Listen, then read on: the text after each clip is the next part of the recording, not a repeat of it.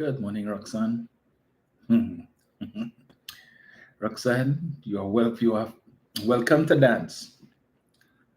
Sunday blessings to you as well, and as always, thank you for my brooms. Natalie F, morning to you. Rude morning. Arlene Lewis, morning, Arlene. And Denise Bramble, morning. Annette Beard, morning, Annette. Ruckman Gangadine, blessed Sunday to you as well. Dwayne Peters, morning, sir. Christopher Coffey, morning. Drew 56, morning to you. Lord, morning. I am good. Campaign is coming along well so far. So I'm just waiting to get my working schedule for this week. Morning, Anna. Anna Sisnat, all the way out there in Canada. Jenny Herbert, morning, Jenny. Lenny Ramirez, morning, sir. Lenny says, help if possible your neighboring constituency. Which one of my neighboring constituencies, Lenny? Junior Neverson, morning, sir. John Cato, morning. Leon Joseph, morning to you. Morning, Pauline. Marie Nim. Margaret Thomas. Terence Cummings, morning, sir. Sandra Rogers. Neil Francois, always present. Gaylan Jackson, morning, Gaylan. Shelton Lewis. Earl Turpin, morning to you, sir. Wazid, Mindful Consumer. Adaremi X, morning to all of you guys. Gerald Pascal Manswell, morning, sir. Kenneth Gabriel, morning to you. Morning, Deborah. Sunny weather in Toko, I can just imagine. Ambrose Blanc, morning, sir, all the way from New York. Priscilla Holder, morning to you. Kathleen 67289, morning. Kester Billy, morning to you. Linda Supreme, Christopher Sylvester, morning, guys. So you have on Facebook. Angela Joseph Richards, morning. Denise Coggins, morning to you. Morning, Diane. Stern Barnes, morning, sir. Stern is a part of my working team. Morning to you and yours. Good morning to His Excellency, the President of the Republic of Pleasantville, Nigel O'Connor, First Lady Mauricia Keegan. John Edwards, morning to you. Claire Carrington, Deborah Duranty, Jennifer Dorset, Joycelyn Smallwhite, morning to you folks. Merle Duran, morning, Merle. Allegedly, y'all had a guy invitation to come down to the Republic. That I will inquire and see if I can, if my campaign team will spare me a day. I think we can all, as candidates, help each other by, from time to time, working in each other's territories. So, Nadia Lewis Dixon, morning. Rudolph Barnett, Patricia Lazar, morning. Alison Boyce, morning, Alison. Alison, I met your daughter a couple days ago. Yeah, so she told me, she said, Mommy, don't miss the show. Marlene Wanza Cloud, morning, Marlene. Miriam Castellano, morning. Rosemary, where did that go? Rosemary Hetley, morning. Gemma White Isaac, morning, Gemma. Joycelyn, Ruth, Judy, morning, guys. Philomene Green, Emmeline Harvey, Angela Richards, Dandy Sandiford, morning to all of you guys. Good sunny morning to you as well, Carol. Gloria Lazar Green, morning. Andal George, Pamela Moses, Gemma Alexander, Agnes Mondesir, morning, all of you guys. Delano James, Claire Irish, Sandra Watson, Sharon Williams, Grace Dennis, Cheryl Seeley, morning to all of you folks. Mikkel. Lenny says, anyone, consider it as your family. I do. Jennifer Nicholas, Holly LeGaulle, morning, guys. Carol Boyce John. So, said good Sunday morning to you on this day, to the 23rd of February.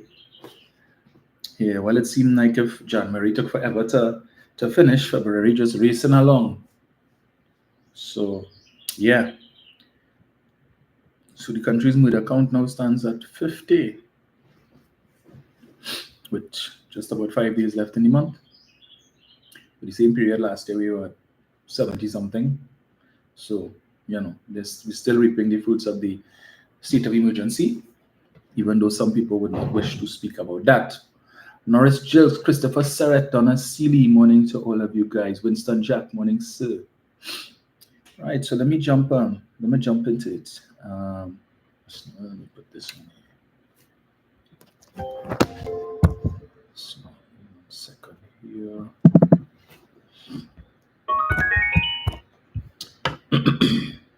Just 1 second, guys. Let me just switch this device here.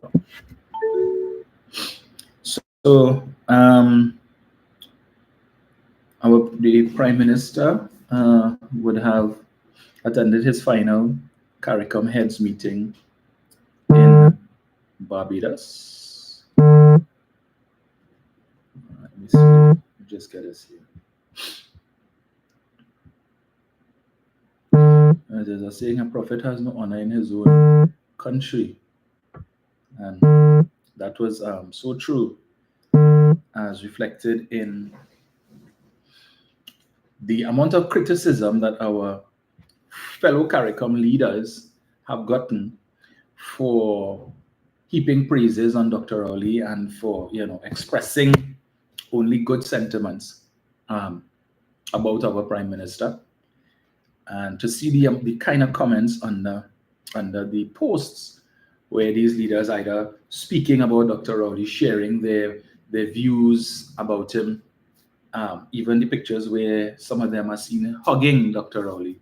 In fact, I saw comments under one picture where Mia Motley was giving Dr. Rowley a hug, and I mean the amount of nasty comments you're reading about she need to go and take a bush bath after because that hug will give her blight and all kind of thing. And and the leaders of the other CARICOM nations are hypocrites, and there was no end to it. No end to it. I mean, Dr. Rowley has to probably be the most vilified Prime Minister in this country. And reason being is because he's not afraid to take the tough decisions, the tough, unpopular decisions. And we've always said that the PNM has always approached governance from a macro perspective, putting things in place that is intended to benefit the wider citizenry rather than what the UNC does, which is macro, right? So their populist policies do things that may not necessarily be good for the country long term, but we do it short term to please people because that is what some people want, right? So you develop policies like baby grant and these things where you put money directly into people's hands for no work done, and they like that, and they will support you for that. And then when another administration comes in and they don't do similar things, the people vex because you have gotten them accustomed to that handout mentality, right? Rather than the hand up. And so when this administration engages in the hand up policies, some people have become so accustomed to getting fish every day. They don't want to do the work. They don't want to do the work to go and fish. No matter what you do, and you show them a look. If you do the fishing work, instead of eating only 1 or 2 fishes per day, you could eat 15 or 20. No, I could manage with 2. Just give me the 2 now. I really don't want to have to come off my hammock, or I don't want to have to leave my house to go and go down by the water, and then you have to, put things together, jump on board, throw seine and all them. We ain't going through that. Yeah, that's too much work. Let me just lie down home and rest. You come here, you tell me what time to come and collect the 2 fish. I will come and collect it, and I come back home. And if it is you could clean it from and season it too, that would be great. All right, so it's just for me to go home and put the pots on the fire and cook it the way I want. That's what the UNC does. As far as possible, if they could even give it to you cooked as well, they will do that. Let us know in advance now how you want it fried, you want it stewed, baked, grill. You just tell us, and we will just tell you when to come and collect. So you don't have to do any work for it. The PNM says no. At first, we will help you out, we'll give you, but we're not giving it to you cooked, seasoned, clean. You need to do that. We want you to put in some sweat equity into it, right? But while we're doing that, we're going to train you how to fish. And eventually, when we think that you've gotten to that point when you've gotten the hang of how to fish, we will wean you off of it and help you to acquire the things that you need to be able to become a fisherman. That's PNM's policy. So when you look at all of the programs that they're offering with respect to the Ministry of Youth Development and so on, that's what they're doing. They pay you a stipend to learn.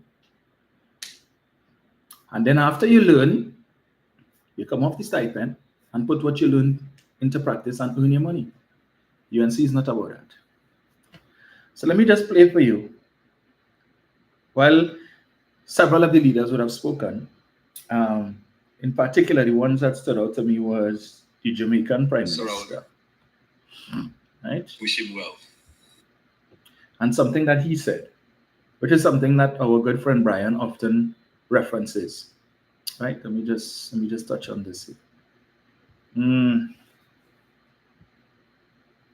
What is this?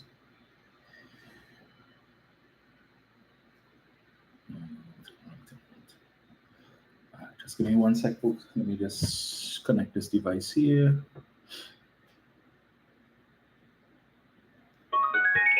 Right.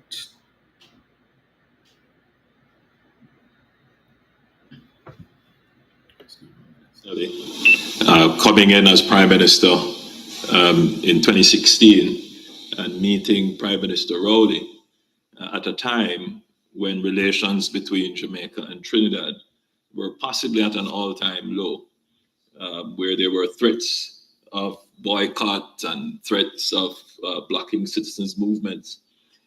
And then we met and struck up a friendship, you recall. And I said, listen, Prime Minister, come to Jamaica, come and visit me, man. Let us talk this thing over.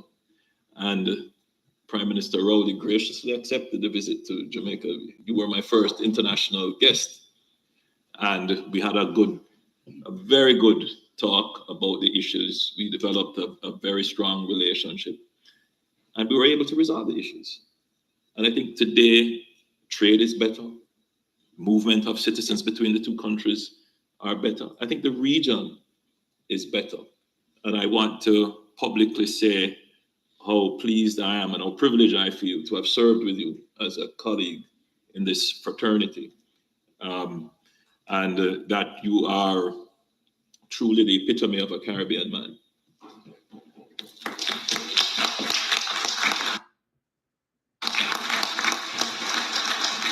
Definitely you will be missed on the scene, but I'm sure your voice will be heard. Walk with my friend. Let me join. Thank you. Short and sweet, right? Short and sweet. So while our Caribbean neighbors and leaders, heaping praises on Dr. Ali for the work that he would have done, for the time that he would have worked with them, back home here, he is not receiving similar sentiments. And the fact of the matter is that every one of these leaders in their countries would face criticism from some of their citizens. So that when I see people, talking about, Mia Motley is so great, and again, I have no issue with Mia Motley, and they're praising Irfan Ali of Guyana, and that is president, and he taking care of his people and so on. Why? Because he decided to give everybody over age 18 $100,000 Guyanese dollars, which I don't even know if it would that much in Guyana, given inflation and the value of money and so on, right? But while here, persons here cussing our Prime Minister and praising other leaders, some of their own citizens cussing them, right? And I saw one guy, he's always on Facebook, always criticizing Dr. Roy with everything. I think he goes by the name Mark Husbands. My gosh, every bloody time. And so yesterday I saw he put up a post, a comment under one of the posts talking about, Mia Motley so caring and wonderful and so on. And I had to remind him, let me see if I get it here, what I had to remind him of. And that had it been Dr. Rowley had made that statement, his sentiments would have been totally different. He hasn't responded, so I guess he probably didn't see that before. Let me just remind persons, right? Just get this here. We have laws that govern tints of vehicles. They don't govern and don't allow dark tints. It must stop. And the government has set a target date that no later than the 14th of October persons who are not having tints that are compliant, in other words, the light tint, will be fined. I'm not interested in prosecuting the body. It tells the agency already, I want money. I want money. You understand? If you are involved in behavior that leads to those tints still being there, such that the police or anybody passing through can't see you, and you believe that you can just drive around with impunity and shoot and do what you want to, start paying some fines. I want money. I don't want to. She's not interested in prosecution. She wants money, and she told the AG that. So go after all those persons with dark tints. Right? Go after them because I want the money. What's this guy, Max Senhouse used to say, we need the money? She's saying she want the money. If Dr. Rowley had said something like that, oh Lord, all hell would have broken loose. You were like, oh, you don't want to take money from citizens. They're saying that anyway. Right? That the government is cracking down on persons with tint because they're just trying to get more money from the citizens. But in Barbados, the same thing is happening. There are laws in place with respect to tint. There are reasons why these laws are in place. So that if it is a man, as she say, you're just driving around and shooting and things like that, and you're making a hasty getaway, at least somebody might be able to see if you don't have dark tint, they might be able to see who the driver is or somebody in the car, and they could give a description to the police to be able to apprehend the perpetrators. But we don't see things like this, you know.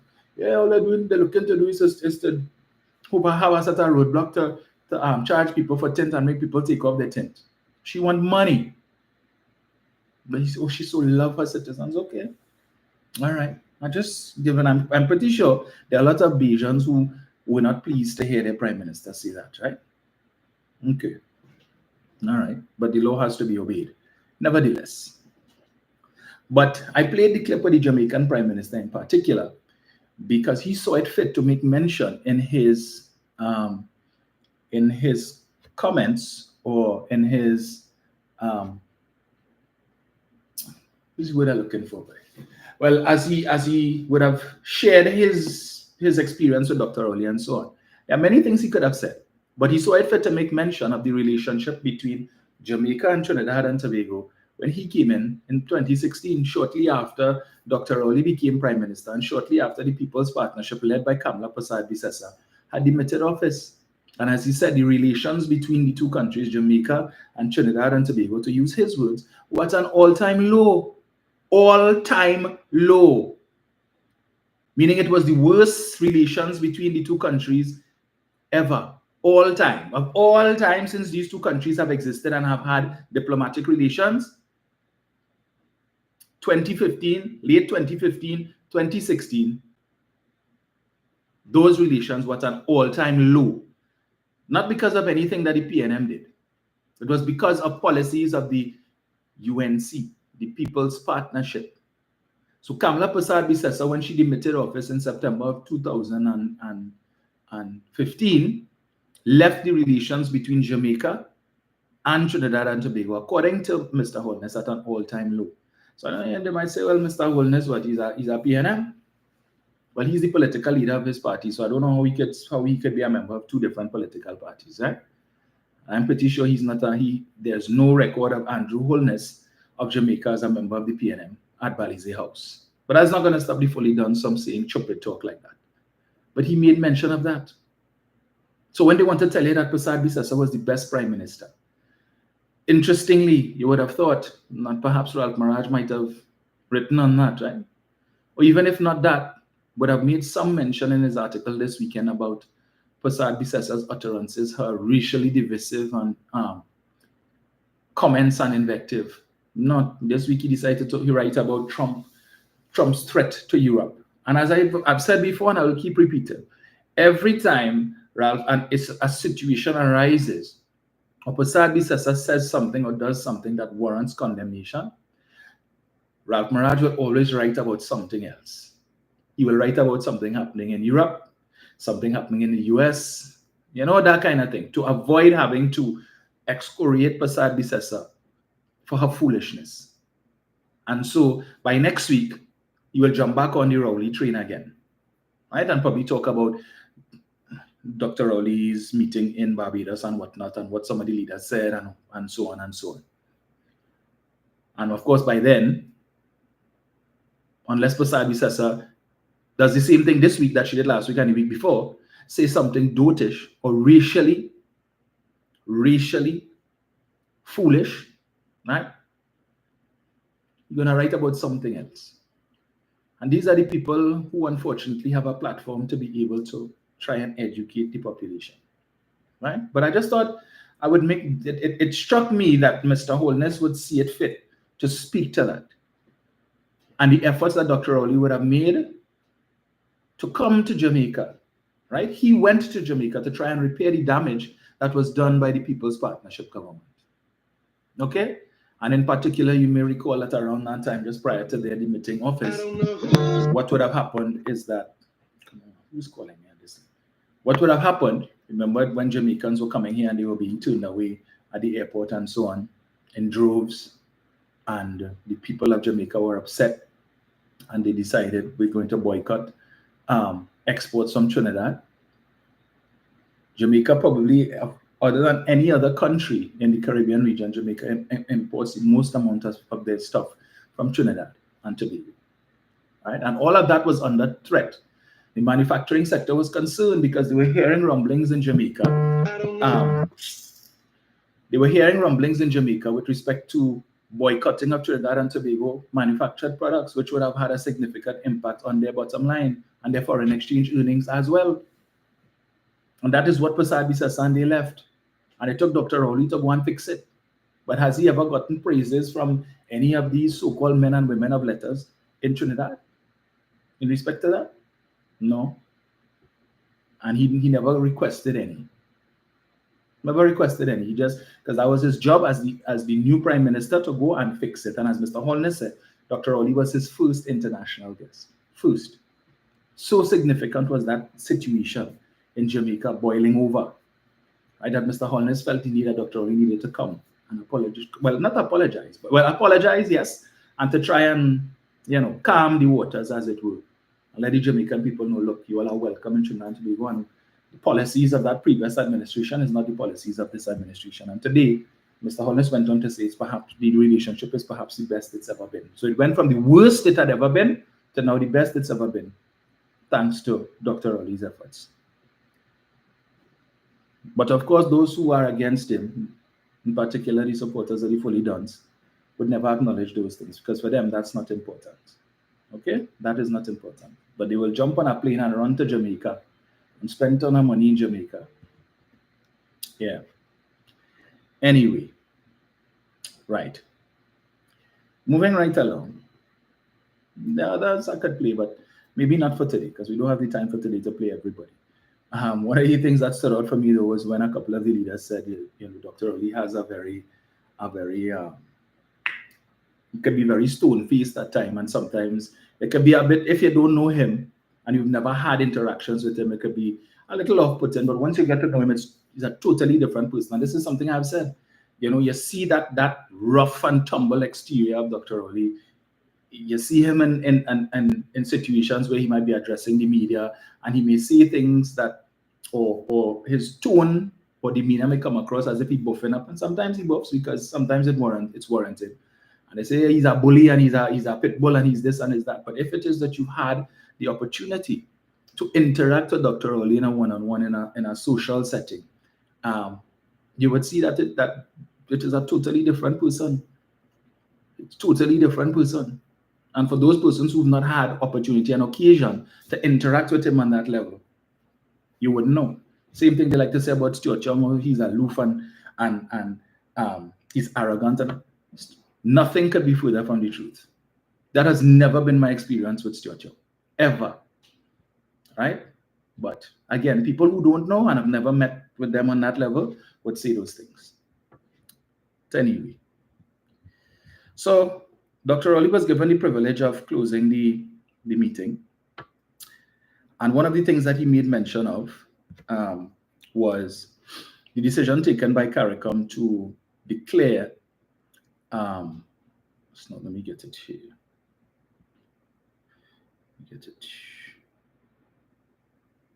Where is it? I think it's in today's newspaper. So, right, to declare gun violence an act of terrorism. And our opposition leader has decided she's not going to support that. Not surprised. In fact, she's taking a lot of licks in the comments under that particular post. And why would she want to reject that? So let me get to it.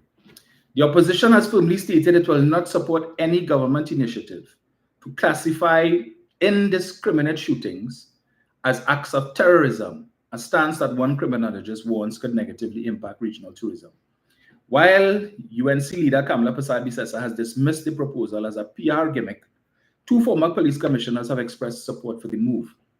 On Friday, Prime Minister Dr. Keith Rowley told reporters that at the closing media conference for the 48th regular meeting of the Conference of Heads of Government in Barbados, that acts of violence in the public space in certain instances must now be regarded as acts of terrorism. So not in all, he's saying in certain instances. But Persad-Bissessar rejects it outright. She doesn't care about the circumstances. She doesn't care about the instances. They are not prepared to support that.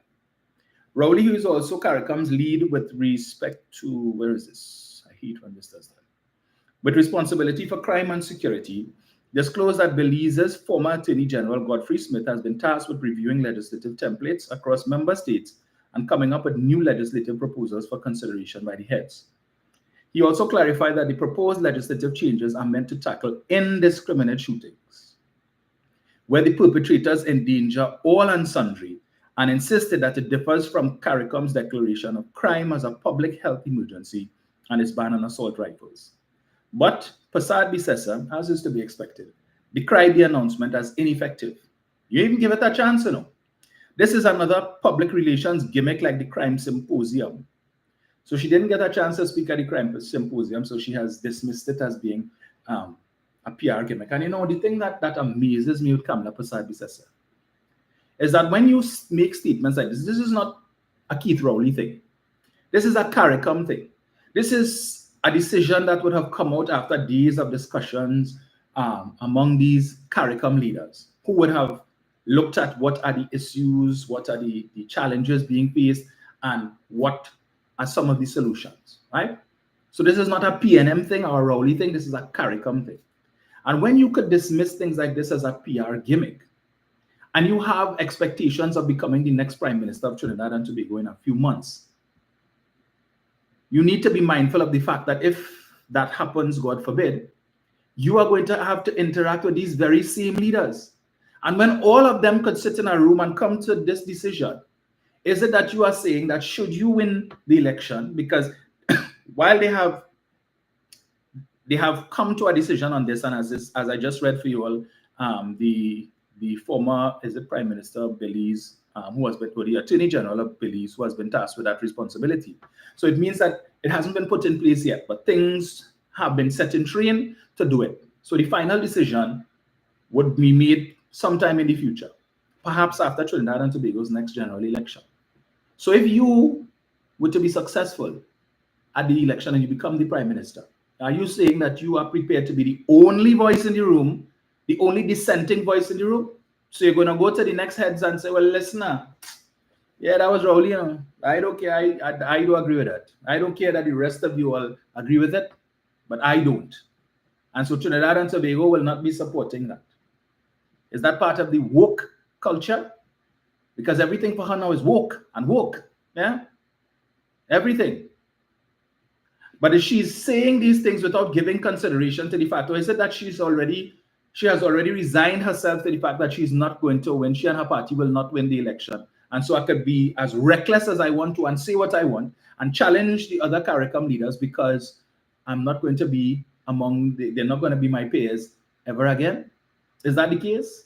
Because I could think of no other reason why you would want to be so reckless in your statements. And these people are reading these things because these statements like these, it is not confined to Trinidad and Tobago media. It is going to find itself in regional media, in the Barbados news media, and in Jamaica, and in St. Lucia, and St. Vincent, and Grenada. And the leaders of these countries who all came to this conclusion and made this decision would be reading this, and they'd probably say, really wrong with this woman? Really? You don't know what discussions we had, what are the issues that would have informed this decision. But right outright, you just hear Dr. Rowley say something and you jump on the back. I'm not supporting that. But UNC not supporting that. What is the rationale or the basis for your non-support? Just because Dr. Rowley said it? I can think of nothing else, but I continue. Where is it going? This is another PR gimmick like the crime symposium, crime as a public health issue, blaming American gun manufacturers. Typical nonsense to deflect from failure to deal with criminality. Very soon the government may blame climate change for crime, she quipped. But sadly, sister needs to understand that all Caribbean countries are facing a challenge when it comes to the issue of crime, and in particular gun violence. And so when they have these meetings, they're all looking for something that they could collaborate on to be able to treat with the issue. Last year, Barbados would have recorded a 150% increase in the number of murders. St. Lucia had its highest murder toll last year, right? Highest murder toll last year, and Barbados. So Trinidad and Tobago wasn't the only Caribbean country or CARICOM country that broke record in terms of the number of murders last year. Some of our other regional siblings also experienced that. And so all of them, when they come together, facing the same problem. None of them manufacture guns, but yet still they've seen a significant increase in the amount of gun crimes in their respective territories, right? And while in Trinidad, we seek to blame that situation on porous borders. Yeah, the borders porous, the borders open, the Coast Guard have no vessels and they have no fuel for the vessels and yada yada, that usual talk now. And the scanners not working on the port. Well, we have 2 functional scanners on the port. So I don't know what they're going to come with next, right? They can't talk about that. So I guess it's the same problems must exist in the other countries too, because they're facing the same problem of an influx of illegal guns, which they do not manufacture. So how are the guns coming into those countries? How are these illegal guns getting into Barbados? How are they getting into St. Lucia and Jamaica and Grenada when none of these countries produce guns? So if it is in Trinidad, you want to tell me it's because the borders porous, then by extension, it must mean the borders of every single CARICOM territory that is experiencing the same problems we're experiencing, that their borders must be porous too, and their Coast Guard not functional, and the scanners on their ports not working, because that's the only reasons and the only things we could come up with as to how these illegal guns are coming into the country. I just asking the question, right? Because if that's not the case, well, then maybe you all could help me with, yeah. I continue. Let me see this here. So let me get it here. Where is it? This thing keep jumping. The UNC leader mocked the declaration, suggesting it would be as ineffective as the government's attempts to fix West Indies cricket. She made it clear that the opposition will not support the measure in Parliament, nor would a UNC administration implement it. So she has already declared war, basically, on our other CARICOM leaders. So they can expect, if she becomes Prime Minister of Trinidad and Tobago in the next few months, do not expect any support from Trinidad and Tobago with respect to this measure when the final decision is taken, right? Prasad Bisesa has already told you all up front, she's not supporting it. Never mind the fact that she hasn't studied it. She hasn't looked at what were these circumstances, or again, or as I said, the issues that would have led to that decision. She's not interested in that. Not interested. I'd say, well, okay, well, it is something we would need to study first to look at what would have led to this decision and what informed that decision before we make a definitive statement on it. She didn't say that, you know. Outright, no, we're not supporting it. To hell with that. I let you know, we're not supporting it in the Parliament, and a UNC government will not implement it either. So I put in all those leaders on notice. Okay, so expect, if she becomes Prime Minister, to have a combative Trinidad and Tobago Prime Minister, who has already, as she said here,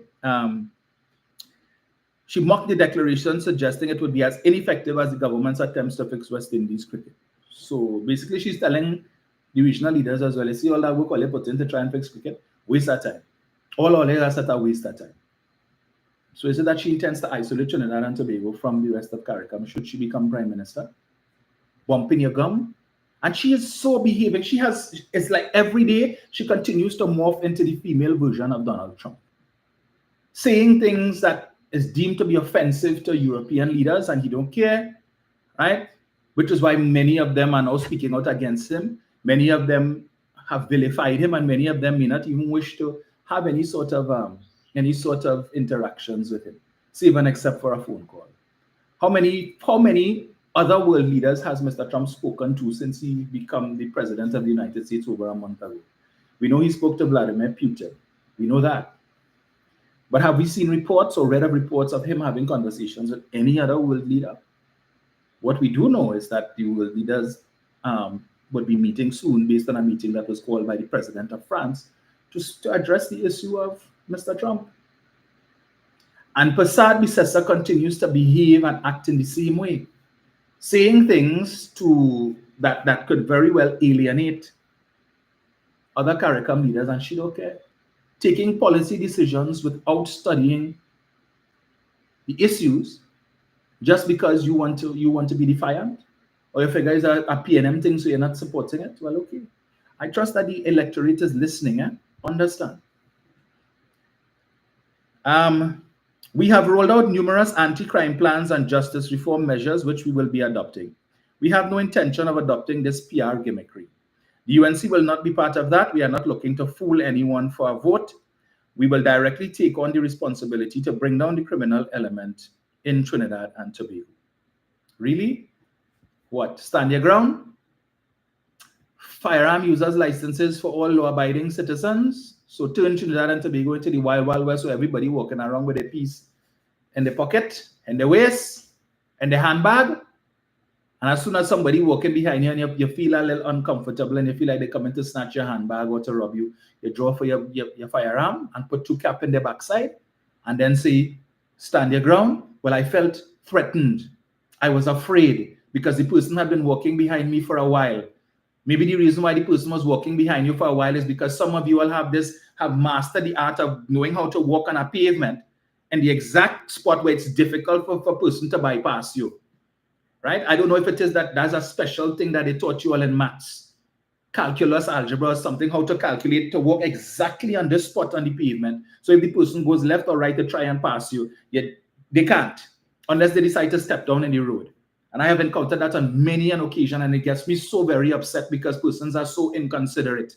But then you're walking now, and I'm coming up close to you because I'm trying to pass you to go my way because you're walking as if it is you're just taking a leisurely stroll. If you have time to waste, I don't. Step to the side. But you're dead center in the middle of the pavement, making it difficult for people to pass on either side of you, and only glancing at the side because you're feeling the person coming up on you and you think, what? And only then it click. You move to the side now. But you want to give everybody firearm users license. You're a law-abiding citizen.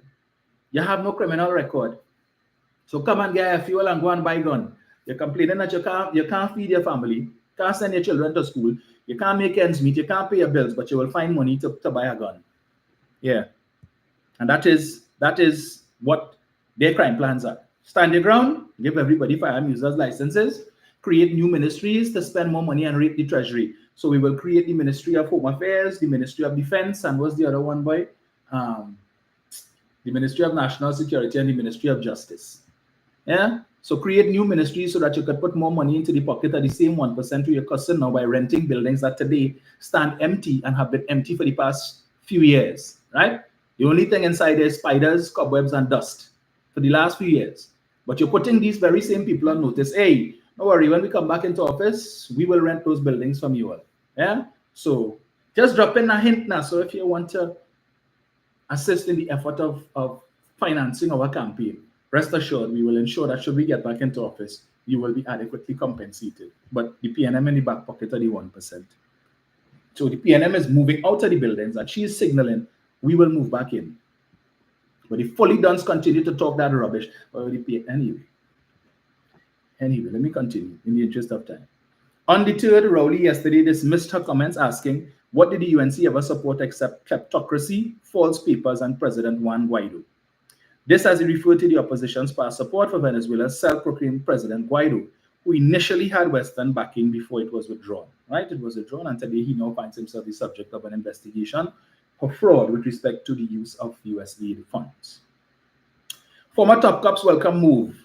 Meanwhile, former police commissioner Gary Griffith, who also served as National Security Minister under the PP, welcomed the move, noting that he recommended that gangs be treated as terrorists in January of 2024. It will now make it a capital offense. So here are the benefits of this, right? It will now make it a capital offense. It means that individuals will no longer have bail. Is that the issue, the real reason, Pastor Bisesa, why you're not supporting it? It means because the perpetrators of these crimes will no longer have bail.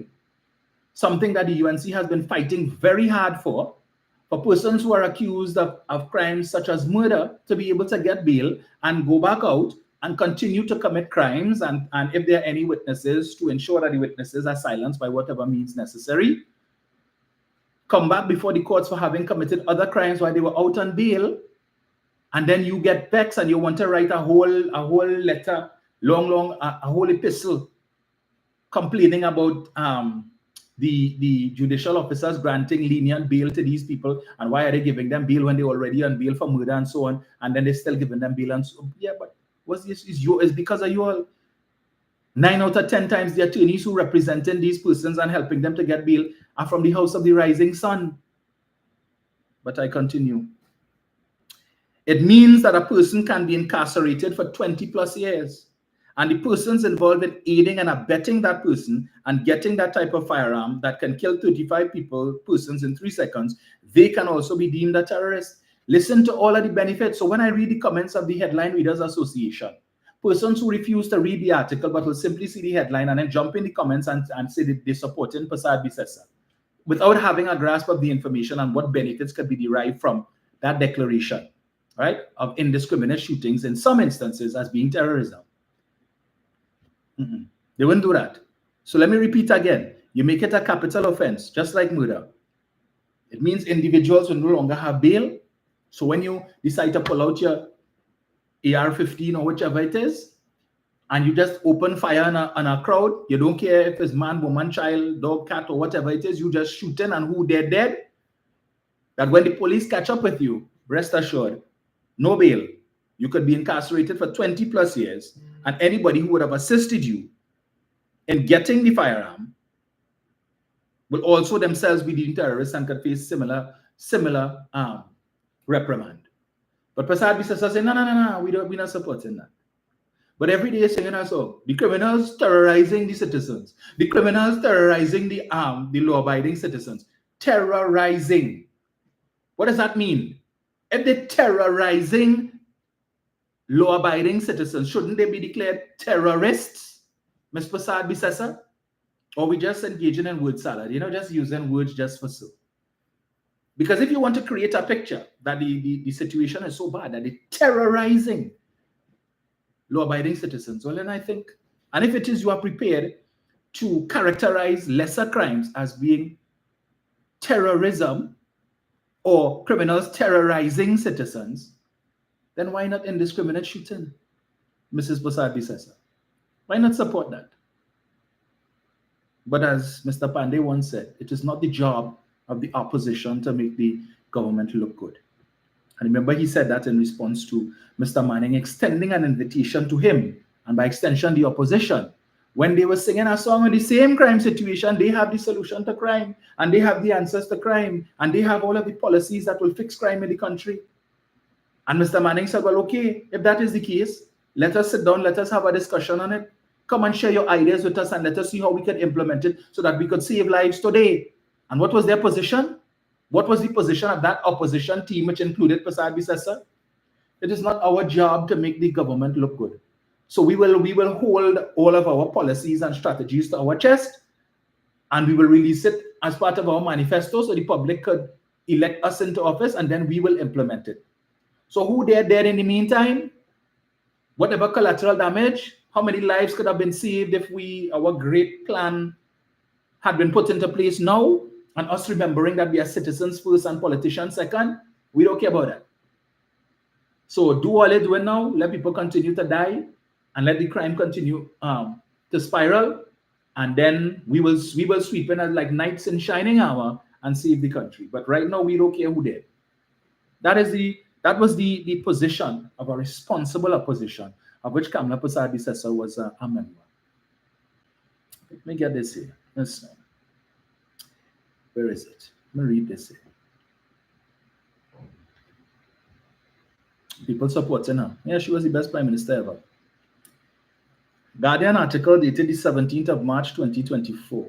Mayhem in her place as police sergeant among 5 killed in shooting. While many people were preparing for errands yesterday morning, the families of 5 men, including a police sergeant, were left in shock and grief after their loved ones were gunned down in her place, East Port-of-Spain. Police said officers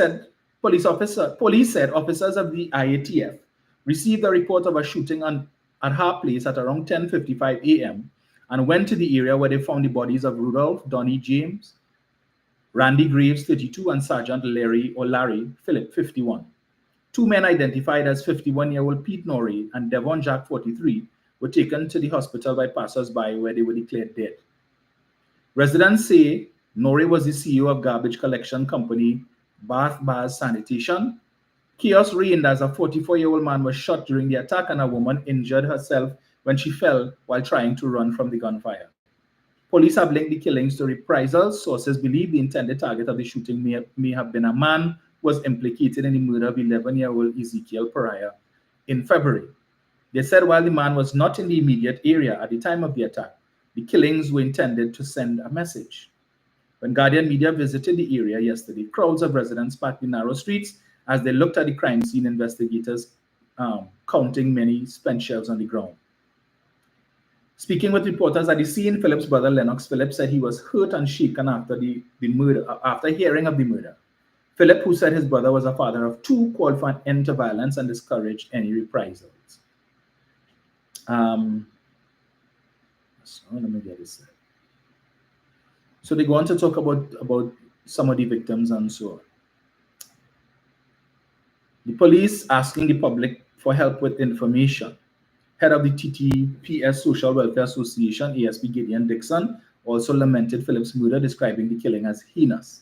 He said Philip's murder was proof that crime affected everyone, called on the public to do their part to assist investigators.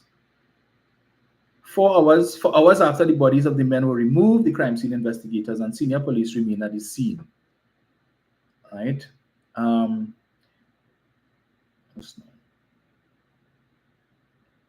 So what we have here as the motive was seen to be reprisal killing. So a car pulls up, men jump out, or they jump out, they wind down the back window, and you open fire. You just see a group of people, and you know the man who you want to kill normally lives in the area and so on, or as I said, you wanted to send a message. So it doesn't matter to you if the person who you think was responsible for the death of the 11-year-old boy is there or not. We're going to send a message, and if it means we have to open fire, indiscriminate shooting, and kill people, how many of us dead? We don't care. We don't care if it's man, woman, children, whatever. We just opening fire and we sending a message. So 1 dead, and if to send a message we have to kill 10, 15, 20, that's all right. It don't matter to us because we don't know none of them. It don't affect us. They don't even care if maybe one or two of their family members or friends might have been in the crowd there. No, they just show up and we send in a message. Pull out your automatic weapon and just fire indiscriminately. Right? Fire indiscriminately. And Prasad-Bissessar is saying she doesn't agree that acts like that. And remember I said in the article, certain instances, not everyone, not everything, certain instances. She doesn't agree that situations like that should be described as terrorism. Now, if a man decides to put a gun in a backpack and he just goes and he rests it down somewhere and it detonates and it kills 5, 10 people, in the US, they would describe that as an act of terrorism, right? If somebody driving a van or a car and they see a group of people, a crowd, linemen somewhere, and they decide they're going to run their vehicle into this group of people and kill as many as they can, that would be described as an act of terrorism, right? It's just a random act where you kill several people. But she is not of the view that somebody who just takes a gun, automatic weapon, that as Gary Griffith says, could kill 35 people in a matter of seconds. She doesn't agree that that should be described as terrorism. No, so if that happens, you allow the person, and the person is caught, just let them come to court and, you know, and yeah, just apply for bail and just let them walk free. You know, like what took place with the Pennywise heist, where a few young men opened fire on the van, the security van, resulting in the death of 2 officers and one of the officers being significantly injured, suffering life-altering injuries. You all remember that? And they were able to get bail. And as I recall, 2 of them were able to abscond before they were charged with murder. Before they were charged with murder, they went missing. Right? But she doesn't think that should be declared as terrorism. No. Let us treat it as we do all other crimes, all other forms of murder. So whether you kill one or you kill 50 in one shot, it don't matter. Let them come before the court and throw themselves at the mercy of the court, apply for bail, get bail, and go back outside and laugh at the police. Yeah, all you hold me yesterday, but look, I'm back out today. I make bail. What are you going to do, man? And you know, you're going to take years for that case to call. So what? I live in my life. I rock back. I go and take 2 markers, line with the boys, see if I pick up 2 chicks. And meanwhile, the families of the people who I killed are going through grief, have to find money that they don't have to bury their loved ones, and have to grieve the loss of their loved ones, have to grieve the loss of a breadwinner, children without father, people without their spouse, siblings without their sibling, right? Them don't care when they open fire and kill who. How these children who survive and eating, they don't care about that. How they going to school, how the bills will be paid, how the rent, they couldn't care less. And she, Prasad Bisasa, who wants to be your next prime minister, saying, we don't support these people being denied bail. We don't support them being declared as terrorists. We don't support them being in prison for at least 20 years. We're not supporting that. But you want to get a handle on crime. And you serious. You want to get a handle on crime.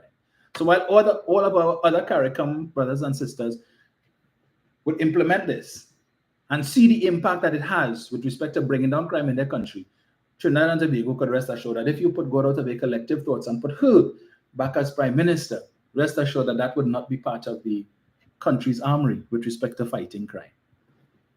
Who really trying to defend the criminals? Who? But her supporters will say, Rowley this and the PNM that. But check on yourself and see who really is standing for the criminals in this country. Because they always love to jump up and use the word draconian. This government only want to implement draconian measures and draconian. Jayanti love to use that word. Yeah, this government figured that the solution to crime is to deny people bail. And what does she do? She goes to court and makes sure she fights for them to get bail for even the worst of crimes. Worst of crimes. Because as far as they see it, if you declare such crimes as terrorism and the people are denied bail, you're impacting the number of persons that we could represent, the number of clients that we could represent to eat our food, because that's what it is for them, eat our food. Crime is a business for them. The more criminals we have out there, the more people committing crimes on a daily basis, is the more clients they have to represent and more money in their pocket, and to hell with whoever. Until maybe they come into office and then they realize, well, hey, if we continue this practice, it could hurt our electoral chances because the crime situation will be out of control and people will want to vote us out. So you know what? Let's pretend we're doing something then. And when you take positions like this without studying it in opposition, and then you come into government and you realize, you know, it's a good idea, but we can't implement it because we've so vilified it and so cried it down when we were in opposition that if we implement it now, the population will see us for what we are, a bunch of blasted hypocrites. And so they play in Russian roulette with the citizens' lives. Where are the men and women of letters? How come the media hasn't run to Hamid Ghani or Vishnu Raghunath, Shade Mohammed, Indira Rampasad, the usual suspects who they run to for commentary on everything that the PNM does? How come they haven't gone to them? Have they gone to the media to ask them about Mrs. Prasad Bisesa's racial comments? Any of them? I haven't seen anything. Any of them come forward to volunteer a position or an opinion on Mrs. Prasad Bisesa's utterances? If they have, I haven't seen it. Anybody see it? Send it from me now, please. All of them, bunch of hypocrites. Not serious. But put them back into office. Oh yeah, they have the answers, the solutions to everything, right? Right. Waste that time. You get it here.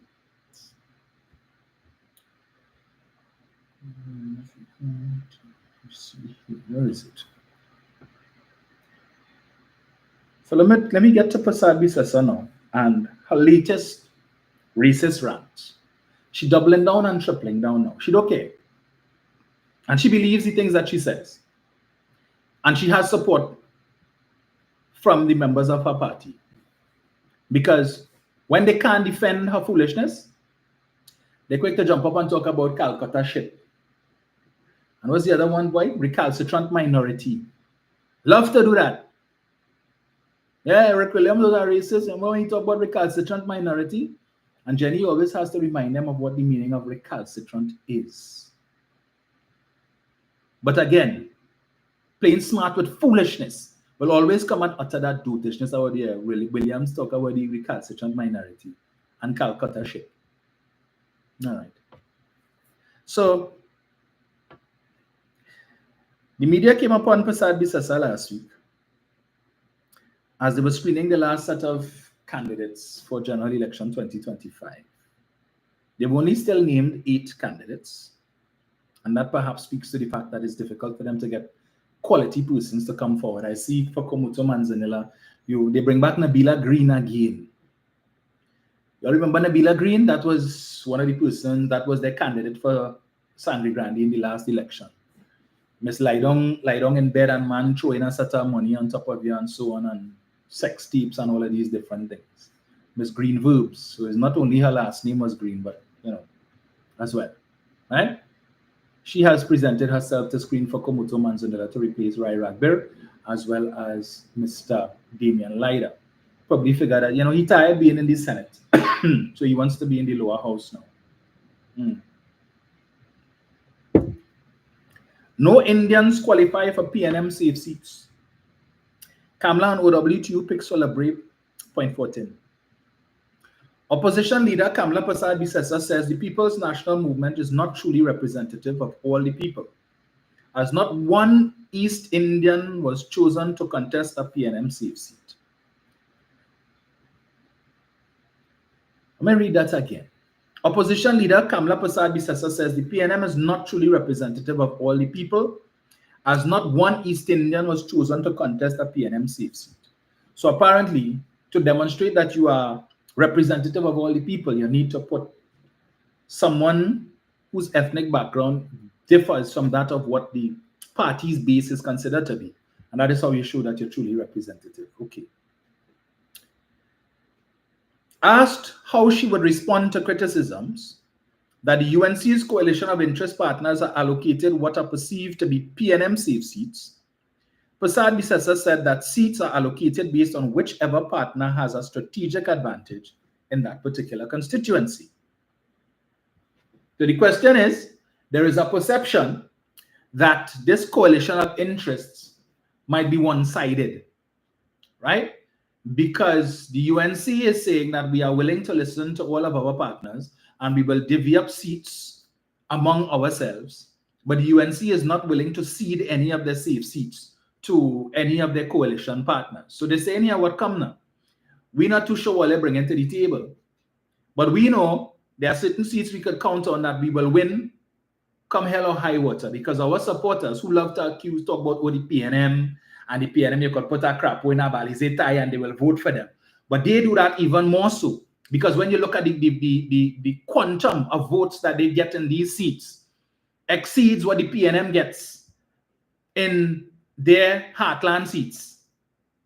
So when it is that Munilal could be getting all kind of 18,000 votes, it's very unlikely you will see any PNM seat where any of the candidates getting that quantum of votes. And so when I read in an article last week where members of the media would have visited Munilal's constituency and spoken with some of his constituents who say, well, last time I see he was in 2020 for the general election. He don't really do nothing for me, but we'll still vote for him. Why? On what basis? Why are you going to vote for him? You don't see him. You say he does nothing for you. For the last 4 years, he's done nothing for you. Prior to that, for the previous 5, he did nothing for you. But you're still going to vote for him anyway. Right? But they like to accuse the PNM of that. And I keep drawing the reference of 2010, that when PNM people get vexed with the PNM, there's 2 things they do. Either they don't vote, or some of them decide to vote for the alternative. Right? But there's only PNM people could mash up PNM.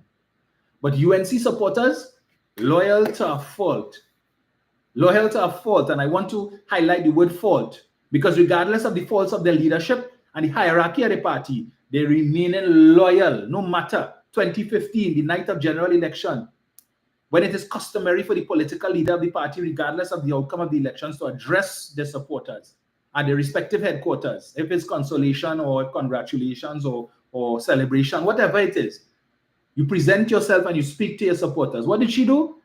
She took in the results at her constituency office, and when she realized she lost, right, she take a sip and looking to go home. There were problems that developed with PM1. Her sister pull up in a Toyota Corolla, and she jump in, and it is alleged that she told the special branch the police thinking car and jump in her sister's vehicle and went home, and who Lord knows what she used to drown her sorrows, right? At her impending departure as prime minister. She did that. No other political leader in this country's history has ever done so, regardless of the outcome. You speak to the people. Mr. Manning went to Balize House in 2010. After, against better advice, he decided to call the general election, and he lost, right? And the party lost. He didn't say, nah, boy, you ain't going there, no? He went, and he take his licks. They run him out of Balize House like a dog, but he went there. Nevertheless, he accepted responsibility for the loss. He apologized, right? And he threw himself at the mercy of the PNM's membership. We ended up with that. They like to make the joke a small maxi, 12 people, 12 members of parliament. But he still went and he faced the electorate. He did it in 95, and again when he had called the first early election, and we lost. But Prasad Bisasa, she ain't doing that. She gone home. The hell with them. What are going there for? Waste our time. And all of them sit down so on Rienzi. They head in their hand. They know what to do, and they're scratching their head. What to do, boy? What to do, boy? How we lost? How we lost? Where's the leader to come and give us words of consolation? She couldn't get 2 hoots about earlier. But yet still they kept faith with her. They kept her as the political leader, and they voted for her again in 2020. And she lost again. And then she come and get them a whole set of cock and bull story about is the EBC and the election was stolen and all kind of stupidness. Wouldn't accept the fact that you were unpalatable to the wider electorate. All kind of excuse. For a whole week, unprecedented in this country, they held up the election results because they want to call for recount. And they want to scrutinize every ballot. And at the end of the day, they had to concede that they lost. But again, the loyal supporters bought into the foolishness, the lies, and the propaganda, and the dotish talk as to why they lost the election. It wasn't because the population just couldn't fathom the idea of Prasad Bisasa as prime minister. No, it's not because of that. It's because the EBC and the chief election officer is Maxi Coffee niece and is Rowley aunt, and she has some sort of relationship with everybody in the cabinet, right? So they gerrymandered the election. The election was stolen. It wasn't a fair election. Rowley didn't want to bring election observers and all of that, and they thieved the election, and they're running with that triple talk, you know. And they kept faith with her again and kept her as the political leader. She was challenged for leadership, and again, the faithful kept faith with her and voted her back in as political leader, even though there are questions about the validity of those internal elections. But anyway, right. I continue. Where is it? So, will this thing disappear too? What is this?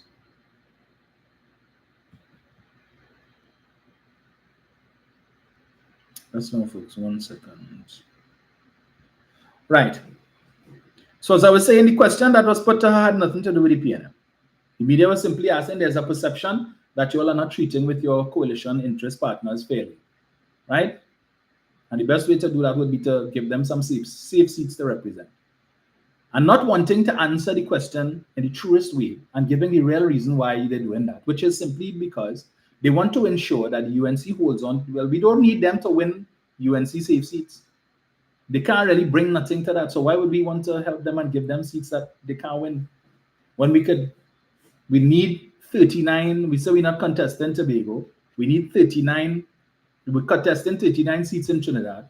We catch on with backside with Nenan to find quality people to represent in those constituencies that we know we're going to get our backside handed to us. And we don't really have money to be able to spend on these seats that we know we're not going to win. So we're just putting up a candidate because we want to say that we contested 39 seats. And so we pretending and talk, we want to make sure we get the best and the best and the best, but really and truly, people are coming forward to represent because they know they're not going to win, and they don't want to end up in a situation where the party, after the election, they're broken because they own everybody under the sun, because they took everything on credit, the big truck and the mic man and the jerseys and everything. They lost. The party has abandoned them, and they must now go and find the money, personal finances, to be able to clear these debts. Right? So we finding it difficult. So if we could put them there, let them have the headache of going to find the money to fight these seats that we know we can't win, then that's what we're about. And then even if, why would we want to give them our safe seats and then we win, let's say we win the election and we fall out and they decide they're going to take our safe seats and run with it, and that could threaten the government and cause the government to collapse. No, let us hold on to what we have. But we see if we sure, so if it is the coalition of interest doesn't work like in 2015 and it collapses and people decide that they're going to pull out, the government remains because we have the majority needed to be able to stay in government. That's what it's about. Just say that. But no, you're coming to talk stupidness about no East Indians qualify for PNM safe seats. Total deflection, and the media allowed her to get away with that dotishness. So, okay, that's not really what we asked, but could we get back to the question, please? We will report on what you said, but could you answer the question? So, asked how she would respond to criticisms that the UNC's coalition of interest partners are allocated what are perceived to be PNM safe seats, Prasad Bisesa said that seats are allocated based on whichever partner has a strategic advantage in that particular constituency. If you look at the allocation done by the PNM, hear how she jumped. Not a single East Indian was given a PNM safe seat. They are just simply there for window dressing. Every guaranteed PNM safe seat has a non-Indian PNM candidate. What is the strategy behind that allocation, she asked. Prasad Bisesa noted the PNM has elected East Indian candidates or selected East Indian candidates to contest UNC safe seats and marginals, which they will lose. So apparently you own constituencies and you own votes, right? But that is the stupidness that she's talking about. So I want to ask Prasad Bisesa, of what race is Terrence Deyalson? Of what race is Faris Al-Rawi? I remind you, Mr. Al-Rawi was born Johnny Sukaran, the grandson of Lionel Sukaran and the son of Diane Sukaran. And last I checked, all those persons were of East Indian descent. And the UNC has only been able to capture those two seats once in the last how many years or how many elections. So I think it's pretty safe to say those are safe seats. Of what race are they, Mrs. Prasad Bisesa? In case you didn't notice, the PNM would have returned most of the incumbents. So there weren't too many options to be able, and in most instances, the incumbents were unchallenged, right? Because their constituency executives were pleased with the work that they did, and they decided to return them to endorse these incumbents and not put up any other persons to be nominated. And since the screening committee was pleased with the work that these persons have been doing in cabinet, as ministers, they were inclined simply to ask them questions, and I will have you know that don't feel it was a cakewalk, because Mr. Young's screening, Mr. Young would have screened on the same day that I screened, and his screening was particularly long. And while we were sitting downstairs waiting, we were like, well, how that taken so long? Keith Scotland's screening was particularly long as well. And he is the incumbent. They're both the incumbents. They were the only person screened. And they were grilled. Just to tell you that. So when you feel it was just a cake, or they say, well, all right, yes, your tongue and thing, however. No, he had to answer questions. Both he and Keith Scotland. When Mr. Scotland came back downstairs, because you had to leave your phone downstairs, you couldn't go upstairs, and he came to get his phone, and person said, well, how that take so long? And he said, well, the Prime Minister was very thorough. The Prime Minister had questions. And I had to give the answers, right? Just to let you know. So if persons didn't come forward, and the PNM screening process is not like the UNC's process, which is a free-for-all. You want to be screened? Well, just fill out an application form, pay $2,000 and rock can come in. That's not how it works with the PNM, right? You have to be nominated by a party group. And where it is that persons, more than one person, would have approached a party group expressing interest in being nominated, there is a process for that too. So in my case, there were 4 persons who approached my party group seeking the nomination of the party group. And each party group can only nominate 1 person. So what did they do? They had an election. They put up the 4 names. Each person's CV had to be read out to the members of the party group, right? And then the vote was taken. That's the process. I saw somebody on UNC Cabal put up a post yesterday that had absolutely nothing to do with me, but I saw in the comments a guy saying that he heard that I got no support from any of the party groups. So I just wanted to explain that if you do not get support from even one party group, you cannot appear before the National Screening Committee. You cannot. You must have been nominated by a party group. If nobody in the constituency wants you, then that sends a message to the central executive and the screening committee. You're not wanted. So I had to be nominated. All right, just to clear that up for this individual. So there was a process. So if persons of East Indian descent didn't present themselves or offer themselves to be nominated, or in certain instances, where a majority of instances, the incumbents were the sole nominees, then I don't know how you expect the PNM to place persons of East Indian descent in these seats if either they didn't come forward to offer themselves or the incumbents remained unchallenged. But you know what's interesting? I want to finish read this before I get to that, because it's along the same lines. It's along the same lines. So, right. Prasad Bisesa noted, following the next general election, there will not be a single East Indian on the PNM lower house bench because none have met the PNM screening team's criteria to get a PNM safe seat. So again, of what race is Terence Dayal Singh? Of what race is Faris Al-Rawi? I remind you, you all have not been able to win those seats and out of the last 4 or 5 elections. You all win it once in 2010, which was an anomaly.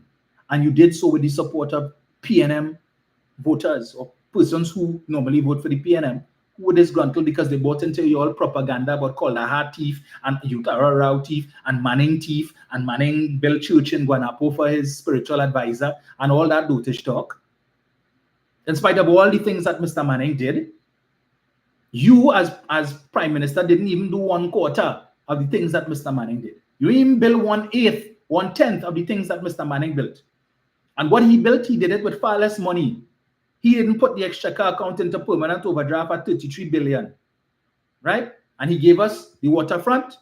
He gave us government campus. He gave us the Prime Minister's residence and diplomatic center. He gave us thousands of HDC houses. He gave us gate. He gave us help. He built the Chancery Lane complex that was supposed to be a government office, again, to take rent out of the pockets of the private sector and move state departments and ministries into state-owned facilities, which you turned into a teaching hospital, and several of the floors remained empty, right? These are the things that Mr. Manning did. And he didn't spend as much money as you spent with nothing to show for it. He introduced the water taxi, right? He was able to procure ferries, all of these things that you came and met, inherited and run down. And he didn't spend as much money as you did, Mrs. Prasad Bisesa. But yet still, they voted him out. And today, these same hypocrites, many of whom belong to your party, wanted to talk about Manning, and I know Manning did one way, and Manning won we. I know Manning was a statesman. All of a sudden, they realized that, but in 2010, he wasn't a statesman. No, in 2010, he was a crook. In 2010, he was a wannabe emperor. In 2010, he was an accomplice to Kaldahar who stole billions, and who, when you all came into office, didn't even bother to bat an eyelid towards. See Mr. Manning today, they're singing his praises. Mrs. Prasad Bisesa. Right? So, when you want to come with that, why this thing keep disappearing? Come on now. Facebook, don't do me that. Give me 1 second there, folks. Right.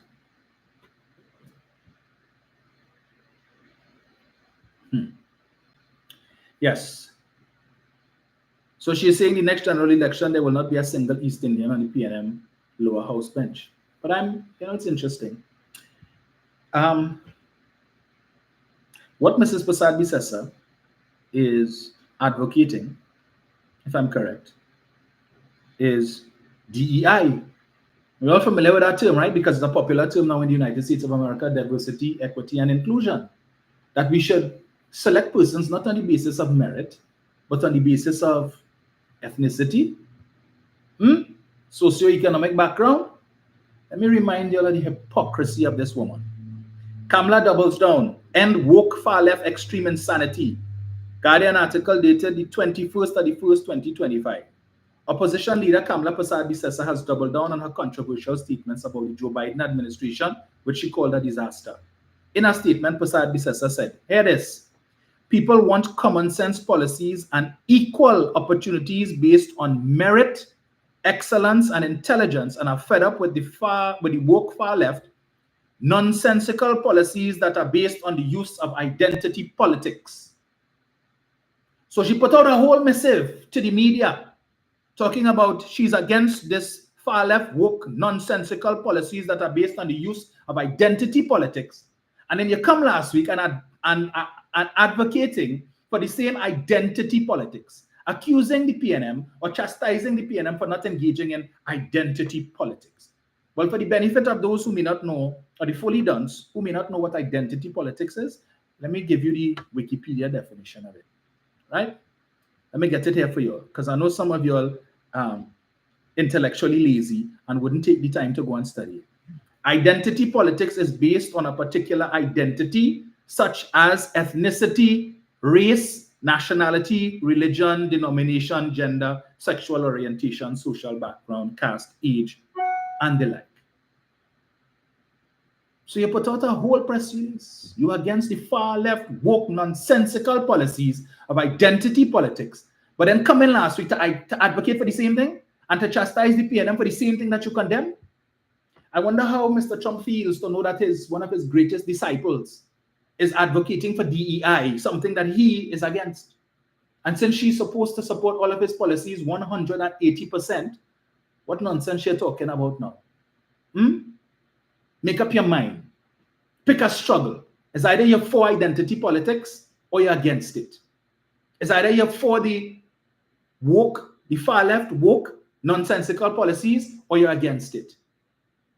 Right? But we see through you, Mrs. Persad-Bissessar, that you're a hypocrite.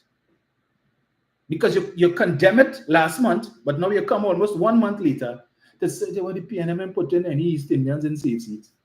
So what is that? Not the same identity politics, Mrs. Persad-Bissessar. So only put them in safe seat because we need to appease the East Indians who live in these communities.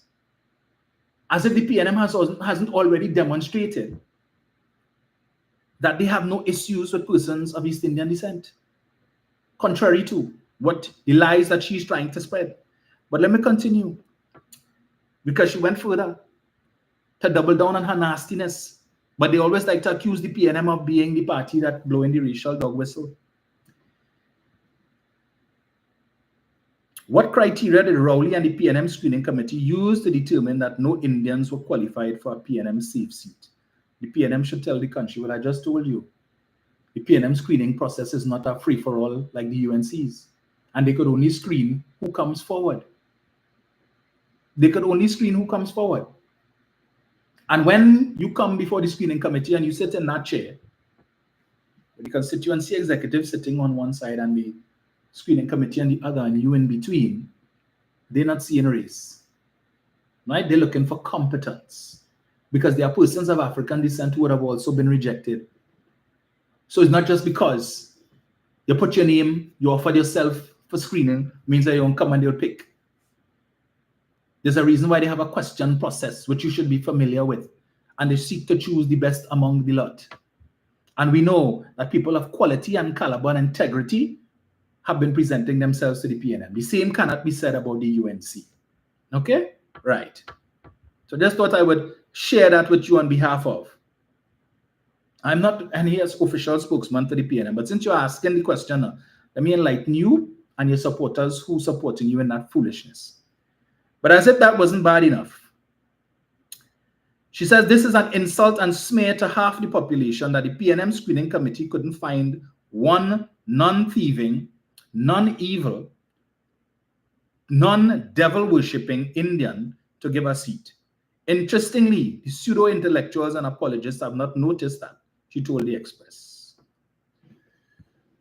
PNM couldn't find one non-thieving, non-devil worshipping. Where did that come from?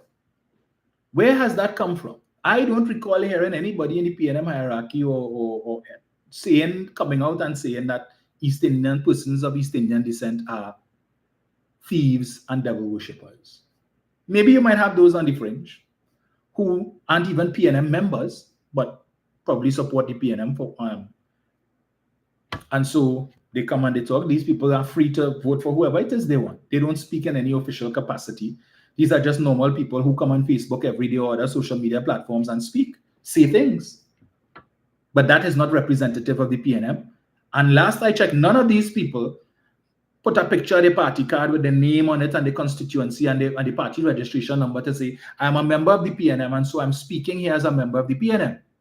But what they do, they simply look at names and assume that these persons, because they have a non-East Indian name, or because their profile picture shows somebody who is predominantly of African descent, well, they must be PNM.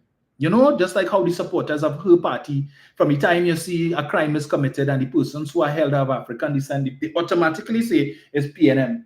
They must be from PNM constituencies. Look, Rowley children. Look, Eric Williams children. Yeah, that's what they say. As if it is, hey, that stick up is a whole up. I'm going to show you my party card as a PNM. Right? I come to rob you. I come to kill you. I just let you know beforehand I'm a PNM. Right? Look the party card here. Party, that is what happens. I saw one yesterday. I ain't gonna call him. Shameless. Story posted on Facebook with respect to the elderly lady who was beaten and strangled in South after home invasion. And one of them put up blacks again. And of course, people took him to task. How you know it's blacks? And then his response was, when was the last time you ever see a home invasion where people get beaten up and killed and the perpetrators were of another race? And I had to let him know black is not a race. Okay? Because he will go somewhere else in another, well, even in his own Trinidad and Tobago, and they wouldn't consider you to be white. Okay? They see it, regardless of your background, if it is East Indian or whatever it is, you're black. So when they talk about, but we know blacks isn't the word he wanted to use. But when it is that you're not inclined to hide your face and you want to just comment, that's why the Afros and the blacks, and now they've taken to spelling Negroes, KNEEGROWS. Because we don't want to be offensive. We don't want to be accused of being racist. So you think spelling Negroes in that way makes you appear any less racist? But we know the real word, and some of them so bold-faced, they're using the N-word. Gay abandon, they don't care. They're not locking their profile, they're hiding their profile. That's just their views. Right? Where is the condemnation of them? But this newspaper reported that. And that is what found its way in the main media. But there was another article in which she went even further. In the same interview. This one was from Newsday. Opposition leader Kamla Persad-Bissessar claimed the PNM was only supportive of the wealthy, talking to reporters at an election screening on February 21st at UNC headquarters. She alleged the PNM says decent things in its broadcast and on its political platforms, but was running a racist ground campaign. So you heard her. She says the PNM says decent things in its broadcast, decent things on its political platforms. So when Mrs. Camille Robinson Regis simply mentioned your name, called out your full government name, didn't think that was decent. All she did was call out your full government name. And you were so offended. Oh, that is racist. But when you refer into the Minister of National Security, Fitzgerald Ethelbert Hines, Ethelbert, why don't Ethelbert? And several successive speakers or speakers before you all do the same thing. Ethelbert, why Ethelbert? That wasn't racist. No, we were just throwing PCOM. But when the PNM does it, call out your full government name. Oh, you're racist. Mocking my name. At least I have my ancestor's name. What does she have? Your name is a slave master's name. This woman has a history of making racially divisive statements. Racially divisive statements, regardless of how it is taken.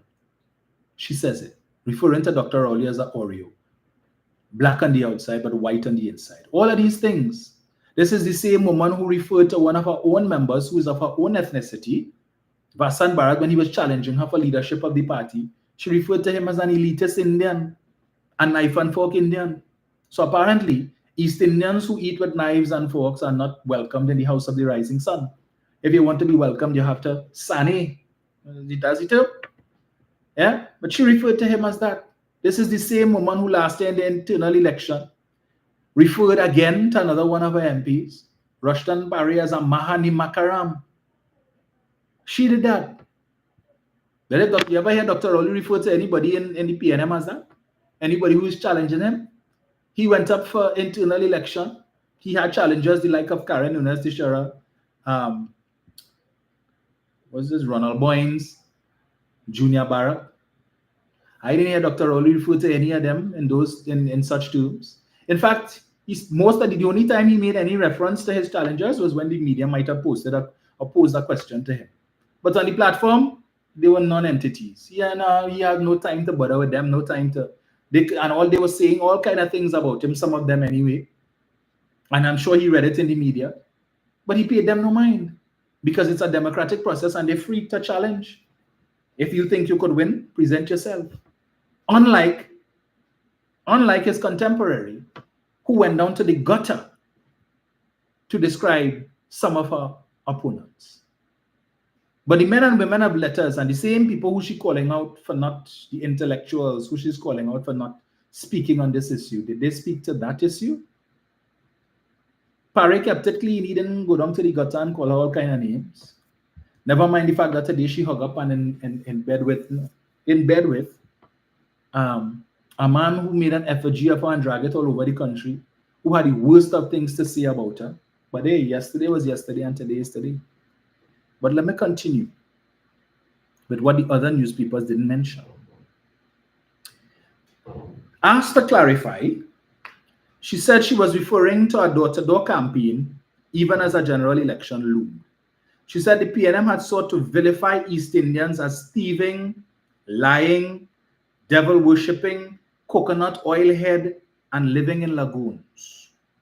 She later added pepper smelling and rum drinking to that alleged description. Let me read that again. This is the opposition leader who wants to be the next prime minister. Is saying that the PNM has a door-to-door campaign in which they're seeking to vilify East Indians as thieving, lying, devil-worshipping, coconut oil head, and living in lagoons. And later added pepper smelling and rum drinking. But look, I never hear about this pepper smelling foolishness before. So she went back about 5 decades to when she was a child, or 6 decades to when she was a child, probably, because this coconut oil head, I am not aware that persons of East Indian descent still use coconut oil in the way that it would have been used back in those days, right? As thieving, lying, devil-worshipping, coconut oil head. You see the extent to which she went? I want my supporters to hear, make sure they report that. So the next time they see somebody who looks like a PNM, and you know what they mean when they say they look like a PNM, just remember, they consider you to be a thieving, lying, devil-worshipping, coconut oil head, living in lagoon, pepper-smelling, rum-drinking person. Right? Don't forget that. So even if it is that you are inclined, you encounter these persons at your workplace, or these persons are your friend, you need to start looking at them side-eye. And remember, if you know them to be PNM, that is how they think about you. So don't be no friends with them. As Pandey used to say, do them first, go for the jugular. And she seems to have picked that up and running with it now. And this is the type of racial invective that she's seeking to inject into our society, because Carnival is just next week, and persons of all ethnicities will be whining and jamming on one another in the road for the last couple of weeks or several weeks. Every week, almost every night is a fete. And people of all races, they couldn't care who pepper smelling and who coconut oil head and all that nonsense. You see people, hey, you can't get no wine because you are coconut oil head. Now you can't get no wine because you living in a lagoon. Nah, no wine for you, you're a devil worshipper. Y'all ever hear that? Anybody ever you try to take a wine and they tell you that? When Diwali come around and your friends invite you, come, you eat. Never see that? But this is the kind of nonsense that Prasad Bisesa is trying to inject in this society, that divisiveness. When she knows that there are some supporters who lap up every word that she says and they run with it.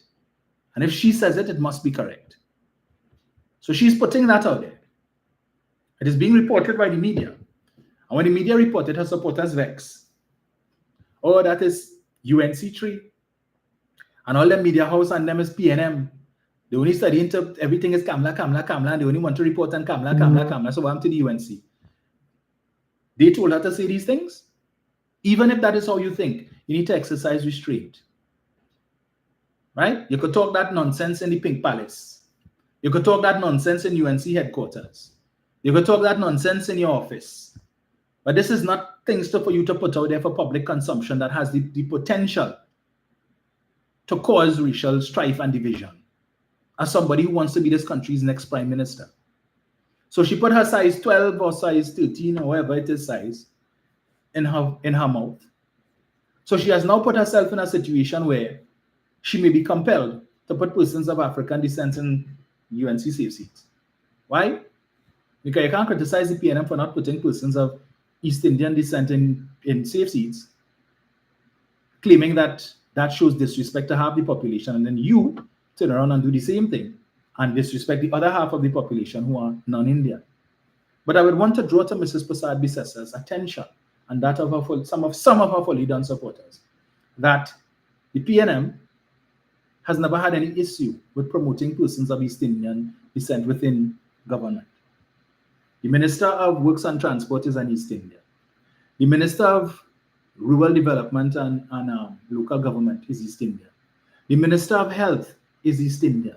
The Minister of Agriculture is East Indian. The Minister in the Ministry of Agriculture is East Indian. The Minister in the Office of the Attorney General and and Legal Affairs is also East Indian, Renuka Sagram Singh Suklal. Somebody who has, on more than one occasion, spoken about how she was vilified by persons of her own ethnic background because she chose to be a standard bearer for the PNM and not the UNC. That when she was campaigning, even some of her own family members told her that she's a disgrace to her race, that you would offer yourself for the party that is seen to be Afro-based, as opposed to the UNC, whose base is more aligned with your ethnic background. Renuka Sagram Singh Suklal posted up a picture a couple of days ago on her Facebook page, a picture that she took at the PNM's Diwali celebration last year. And in that picture, she's standing between Jenny and Eric. She posted that picture. And if you go on her Facebook page now and look at the nasty comments under that picture, right? They've gone to even to describe those comments as belonging to the gutter is an insult to the gutter. And when you look at the people who are making these comments, right, it endorses and supports what she said, that the level of nastiness and attacks that she had to face from members of her family and others, persons of East Indian descent in the St. Augustine community, who felt that she was a traitor to her race. I want to ask them, if that is your position, do you consider Jolene John to be a traitor to her race? Because if you feel that Renuka Sagram Singh Suklal was supposed to go up under a UNC ticket because she's East Indian, then by the same token, Jolene John, who contested Lahoketa Talpara in 2020 under UNC banner, and the UNC is deemed to be a East Indian party, should she be considered a traitor to her race? I'm just asking. Should Rodney Charles, who contested Naparima under the UNC banner, should he be considered to be a traitor to his race? If you all consider Renuka to be a traitor to hers? Or are you all just conveniently hypocritically racist? So you're only good for one side, but not good for the other. Is that what you all promoting? The occupier or the occupant of the highest office in this land, presidency, is of East Indian descent. Who put her there? The same PNM that Prasad Bisesa wants to tell you sees all East Indians as thieves. This country's High Commissioner to the UK, which is one of the more high-profile ambassadorial postings, Vishnu Danpal is an East Indian. Who put him there? He put himself? Kamala put him there? I just asking the question. So when Prasad Bisesa wants to come and talk this rubbish, right? There is evidence to the contrary, and it is right in her face. The Vice President of the Senate, Yunus Mohammed, who is also the PNM's candidate for the marginal seat of Barataria Sanwan, and I hope people are looking on Saddam. He's of East Indian descent, right? He was elevated to be the Vice President of the Senate. There are a number of persons of African descent sitting in the Senate on the PNM bench who could have gotten that job, but he was given that position. Okay? Understand? So when they want to come and talk this dotishness and this rubbish, the PNM even went so far to put one of the UNC's own, and by own I mean a man who was a chairman of a UNC-controlled corporation. Dave Prasad was UNC. And this Keith Rowley administration put him as this country's high commissioner to India. And he had some falling out or whatever it is, and he leave, and now today cussing the Dr. Rowley black is white. Right? They didn't see race. They didn't even look at party. They didn't say, well, nah, he was a former UNC corporation chairman. We can't put it. They said, they've come. Because we see you first as a citizen of Trinidad and Tobago. We recognize your competency, merit. None of DEI, we putting you there because, and even if we are inclined because it's Indian, we think that they may be more accepting of someone who is of East Indian descent. We didn't say, well, you're a former UNC, so we can't trust you, so we're not putting you there. No, they gave him that. The chairman of WASA, Ravi Nanga, is what? An East Indian. The chairman of NP, East Indian. Who put them there? So when the UNC and Prasad Bisesa want to come with this dotishness about the PNM, think all East Indians is thief, and they see them as coconut oil head and devil worshipping and rum drinking and pepper smelling. The only person uttering that nonsense, and take note, you're not hearing any of the rest of them in the UNC hierarchy echoing that, except maybe for Anil Roberts, right? Who, when Prasad Bisesa says these things and she doesn't get support and she's taking licks, he rides out like a knight in shining armor to defend her foolishness. Right? To defend, that's what he does. But you notice you're not hearing the others saying that. You're not hearing Monilal repeating that. You're not hearing Saddam Hussein repeating that. You're not hearing Jolene John repeating that. Dave Tanku. You're not hearing them repeating these things. So she's out on that limb all by herself. And she's forced to defend it. So much so that they don't even share it. That when the newspaper publishes stories about her doubling down and her administrators will share it on her Facebook page, the rest of them not sharing it on theirs. They're not. So if you go on Rudal Munila's Facebook page, you will not see that article. You will see it on hers. You will not see it on his. But as I said, Jayanti blocked me, so I can't go on her Facebook page to see if she shared it. But even the same Anil Roberts who is always quick to come to her defense, he wouldn't share it on his Facebook page either. David Naked not sharing it. None of them share it because they know the damage that it could cause. And they may not endorse it, right? And these are the things to look at. But she doesn't care. She just says it, and it's just there. And she should be called out on it by the usual suspects, but they don't. They don't. And it puts them in the position for one to question, is it that you agree with her? Is it that you endorse what she says? Because it is not, what's the word I'm looking for? It is not unusual for these persons to offer opinions without the media requesting it or without it being solicited from the media. In the same way, Martin George could just take it upon himself to do a live and talk about what's happening in the country. You all could do the same thing. All of you all have platforms. So call the media and say you want to give a comment on that. But no, if the media don't call you, shh.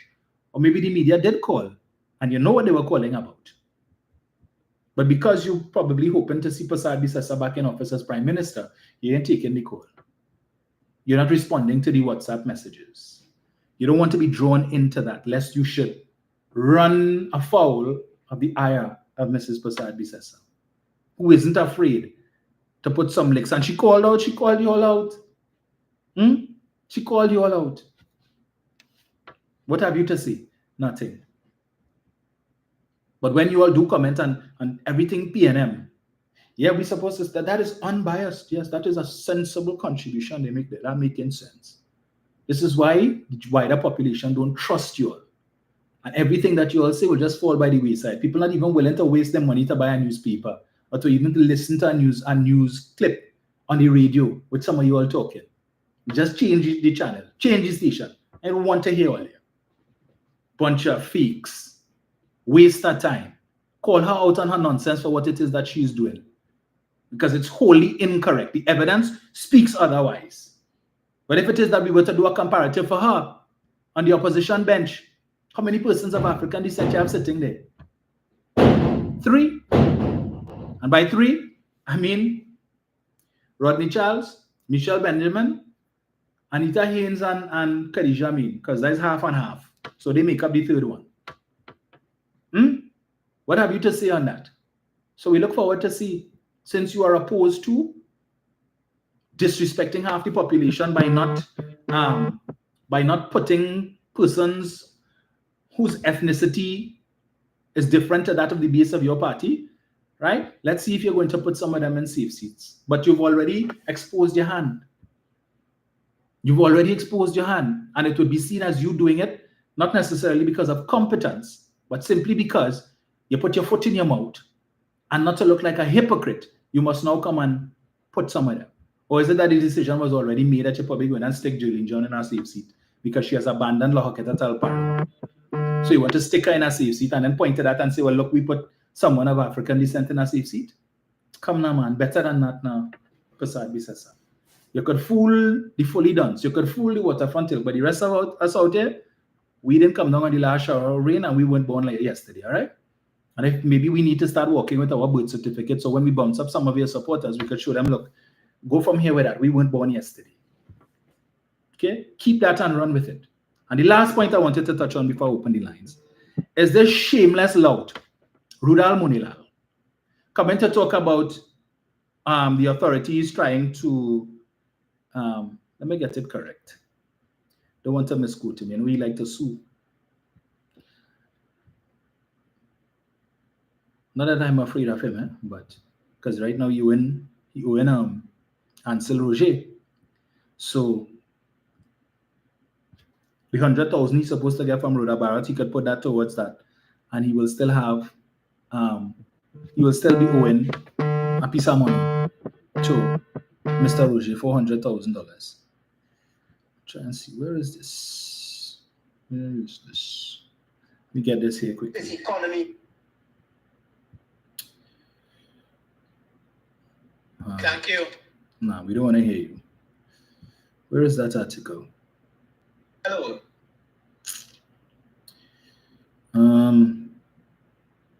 Just now, where is it? Where is it? Did I see that article? Let me see.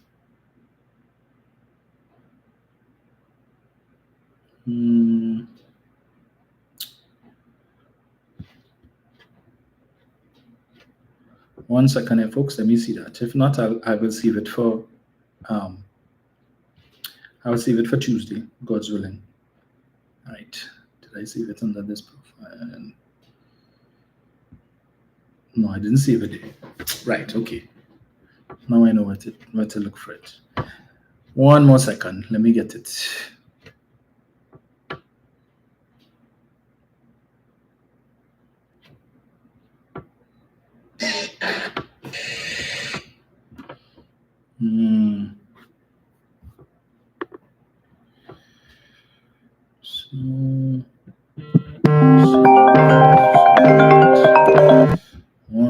One second. Oh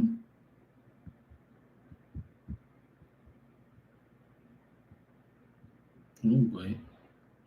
Right, we can talk about that. All right, I'm not finding it, so I will deal with it on Tuesday. Also, I need to deal with this story. Opposition claims government division over award of refinery. So apparently the government has identified someone to award the refinery to, and so the UNC trying to throw some. Right, Munilal, ex-EMBD officials being harassed to make claims against me. That's what he's saying. Right, let me just get this here quickly. Lawyers representing former EMBD, where is it? Let me just get this here, 1 sec. Former EMBD board members and other officials may be taking legal action against the company as they claim they are being harassed and asked to give statements against Dr. Munilal. Munilal also alleged that there are people in the TTPS who have contacts with National Security Minister Fitzgerald Hines and who have instructions from Hines to reopen the shelved EMBD criminal probe after $1 billion was spent on the investigations. He also warned that the UNC knows the officer's identity, and if they did the PNM's dirty work, they would end up like suspended Police Commissioner Ula Haywood Christopher. Is he issuing threats to police officers who are doing their work, such that he's letting them know that if you all decide to continue this criminal investigation into me and possible wrongdoing on my part, that should we win office, that we will interfere with the operations of the TTPS, that is supposed to be an independent organization? Is that what Mr. Munilal is saying here? He has warned that UNC knows the officer's identity. How you know that? Who told you that? So you're saying that there are officers who have contact with the Minister of National Security, but for you to know that, it means you must have contact in the police service too, who giving you information, but you have no problem with them leaking stuff. But you're coming to say you know the officer's identity, and if they did the PNM's dirty work, they would end up like suspended Police Commissioner Ula Haywood Christopher. So are you pronouncing guilt on the police commissioner? Is that it, Mr. Munilal? So you are saying that she's guilty? What is that supposed to mean? Should the officers take that as a threat? But Rowley pull back the merit list and he interfering with the PSC and an independent. But you come in to warn officers that if they find out that you all did the PNM's dirty work, that you will end up just like Ula Christopher. Okay. Yeah, but accuse the PNM and Dr. Oli of interfering in the independent police service. But you issuing threats and warnings to officers. So, oh gosh, we could lose, we work, or we could end up suspended, or we do investigate this thing again. Huh? Is that what you're trying to do, to intimidate officers, Mr. Munilal? Why don't you come out and say, is that what you want to do? Again, where are the men and women of letters to speak against this? But I continue. Let me just finish this up here quickly so I can take some calls. Munilal made the claims during the UNC's Princestown pavement report, deeming the EMBD issue the biggest political witch hunt. Munilal claimed that it was like seasons 1, 2, and 3 of a Netflix series, first involving cartel behavior allegations, ending in a foreign UK group being hired for an investigation and paid $45 million. He said season 2 started during the 2020 general election when a judge said the case raised serious questions, and season 3, yes, the judge said it raised serious questions for you and the contractors to answer. When the judge said that at the very least, Mr. Parmasa, who asked you for the CEO job when shortlisting was taking place and all of a sudden he became CEO, that there is an exchange of WhatsApp messages allegedly between you and Mr. Parmasa in which you are requesting checks for 25 million and 10 million for contractors to be made out and to be delivered to you so that you could personally deliver it to these contractors. Those are the questions that the judge wanted answered. That is why he did not throw out the case. That is why he found in favor of the EMBD. And the matter went to the appeal court, and the 3 judges there also found in favor of the EMBD that you and the contractors have questions to answer. And then it went, you all appealed to the Privy Council. And the same Privy Council that all you always rating up and have the most confidence in also agreed that you and the contractors have questions to answer. Hence the reason the matter is now to go for trial. Those are the questions. So don't come at season 1, 2, and 3 nonsense. If you are Victor Newman, look. Anyway, let me just finish this article here. Munilal said the government always said he had questions to answer, and he answered, but they changed the question. He said he had filed his defense in December 2024, and he has King's Counsel attorney. King's Counsel, yeah, money? All right. How are you paying for King's Counsel on a MP salary? He said the EMBD then said they wanted to change the question with new allegations. Their case was blown wide open by our lawyers. Really? So their case was blown wide open, and the High Court, the Appeal Court, and the Privy Council said you all have a case to answer, dismissed your claim, and found in favor of the EMBD at every step. And the EMBD has come out with even stronger evidence now, Munilal. I really feel the majority of citizens in this country stupid. Ah, boy. He goes on to say, this case was blown wide open by our lawyers. Now they come with a next cock and bull story that when I was minister, I was a shadow director. That's unknown to our law. As if it is that you all had a track record of abiding by the law. You all had a track record of abiding by the law? You give this man, Mr. Pamesa, who Justice Aboud said definitely has questions, many questions to answer. In the pleadings of the EMBD, it is said that you gave the man a house as he asked for, and then during the key distribution ceremony, you're telling me, you better come and get the key. We will arrange for you to get the key privately afterward.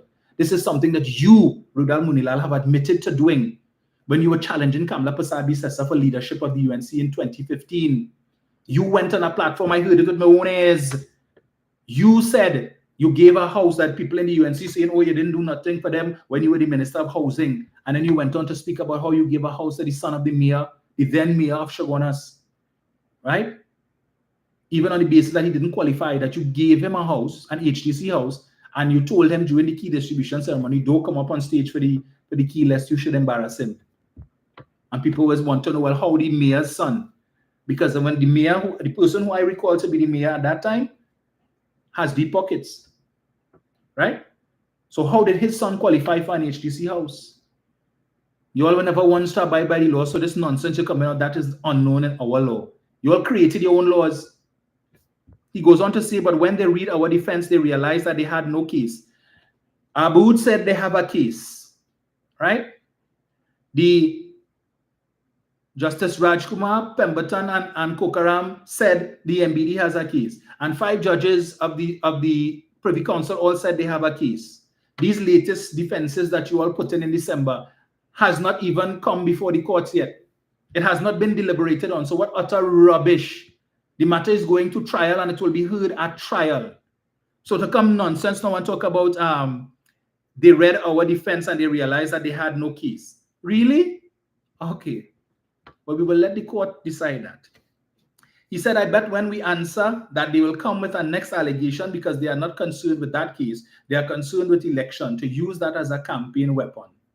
Well, if it is that you all didn't try to forestall and to have the case dismissed over the last 7 years, this matter would have been dealt with already, Munilal. If you all were so innocent, why try to have the case thrown out? Let it go to trial, and the same defense that you're claiming now burst open the case wide open, and they read and they have no case. Well, then you should have gone to court. An innocent man is not going to try to have his reputation tarnished by trying to throw out a case. Bring your defense. But you are saying you only lodged your defense in December last year. So what defense did you put forward in the first instance seeking to have the matter thrown out? Which defense? The judges, all these judges, 9 judges were satisfied that you have a case to answer even before they read your defense. Rock so with that rubbish. Rock so with that. Literally, anyway. We will continue with this on Tuesday. All right? 7701763. Something wrong with all yes. Munilai. Mr. Yates, you can call me back. Nonsense.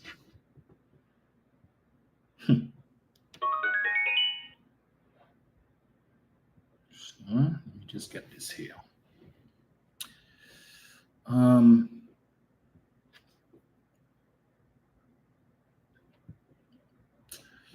Winston, you come with that nonsense. Anyway, we'll address that later. Let me get this here. Hello, good afternoon. Hello? Yes, sir. Yeah, different number, huh? Yeah, we hear you loud and clear. Phone isn't working. But anyway, I agree with everything you say, but just to add 1 or 2 little points. The behavior of the sector under UNC. There's nothing new to us. if you go back many years ago, since the days of the Federation, they were against Caribbean unity, as conceived by the leaders of that time. Grantley Adams, Barbados, Norman Manley, Jamaica, and others. They were always against. They always had the feeling of encirclement, that somebody coming for them. And this is because they realized that most of the Caribbean is majority Afro-based. What in fact they wanted was a federation of Trinidad, Guyana, and Suriname, where the Indian population would be in the majority. That's what they wanted. So let us not be fooled by stupidness from them. And what the sector is doing is consistent with that behavior of 70 odd years ago. Right? Of 70 odd years ago. And I want to tell Mrs. Bissetta something. I want to tell Mrs. Bissetta something today. And I would like Kurt Negu, the intellectual in politics and government, Mr. Intellectual, I want you to say something to me. You give me the name of one former prime minister of this country, from Williams to Chambers to Robinson to Manning to Pandey to Rowley, all of them. You give me one prime minister, one former prime minister, who ever stood on a public platform and talked race, and used racial terms and slurs to criticize and to attack your political opponent. You give me one example. You tell me, Legu, of one former prime minister who ever stood in public and referred to the other one as C or N. You tell me that. And if you can't tell me that because you cannot do it, then you are hypocrite and a liar to the people of this country. I am saying that to you. And just as I thought, this thing about all those fellas on the line, about CEO and all of them, and the Chris, when they talk about Dr. Rowley's $1 million back pay, why don't you talk about the sector getting over 900,000 in back pay? And coming with this harebrained stupid excuse, but she can't tell the Treasury that she don't want it. It's been passed already. What you could have done from the time the Parliament agreed, you should have written to the Treasury, the Controller of Accounts, and tell her, don't put that money into my account. And I don't want any increase in my salary and for any of my MPs or senators. If you want to be true to your word, do that. And unless you do that, then you are damn hypocrite and a liar to the people of this country. I am saying that to you. I am saying that to you. And just as I always felt, this character called Ragnar, people would say that I'm obsessed with him, but I need to put a few things in perspective, and get certain things clear once and for all. Once and for all. Every time some contentious issue comes up with the UNC, like the nastiness Kamala Bissetta talked the other day, and a couple of days ago, the Prime Ministers of the Caribbean were high in praise of outgoing Prime Minister Dr. Rowley. Ragnar cannot talk about that. And he can't talk about the nastiness from the sector. He cannot do that. So you know what he does? True to form, he's gone behind talking about Trump today. But as night follows day, you see next week Sunday, he's coming behind Dr. Rowley and Embert again. That's what he does. Yep. When the UNC does rubbish, he takes the heat off of the party and of himself, which are synonymous, one and the other.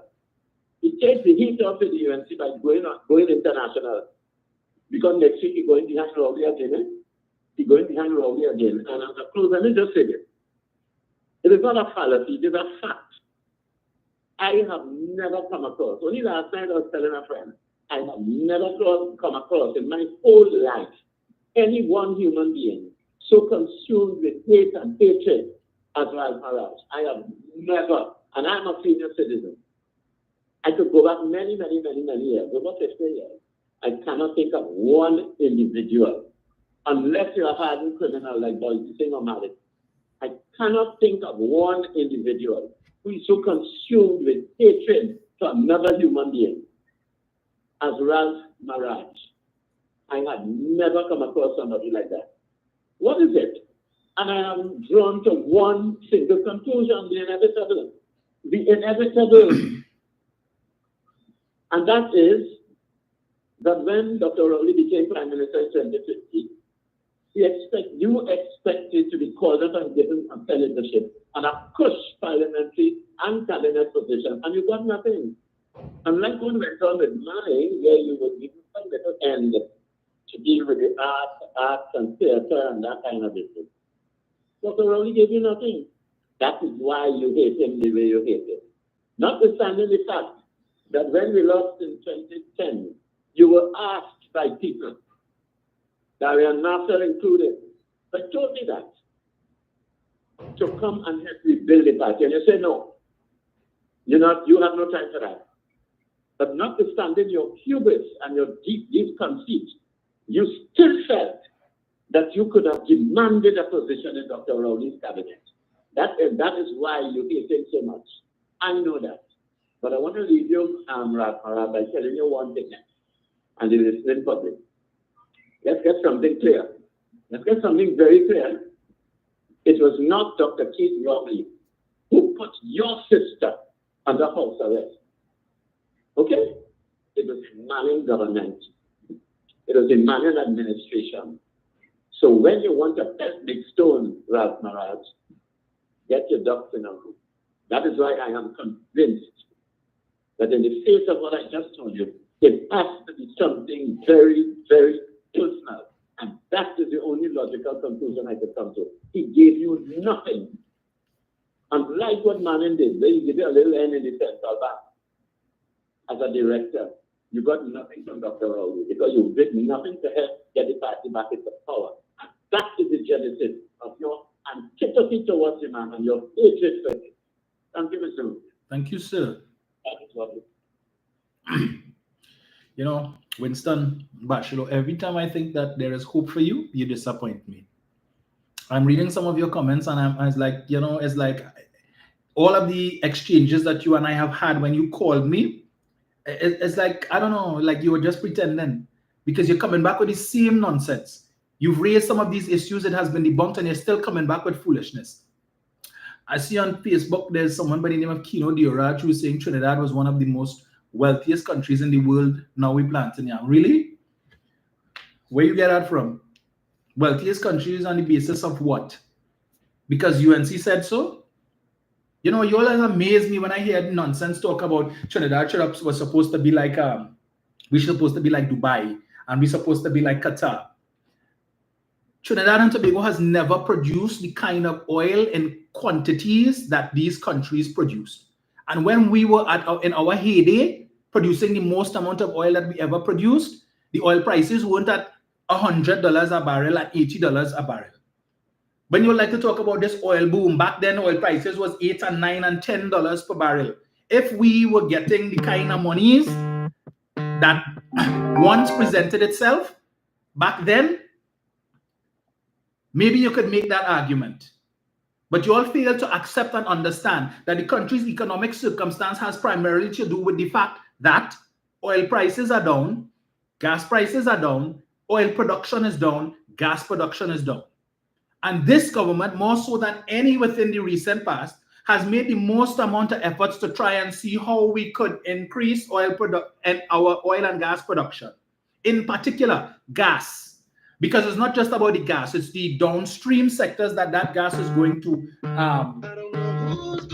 facilitate, such as methanol and ammonia. You're complaining about how much of these plants shut down. You know why they shut down? It's because we don't have the gas to provide them.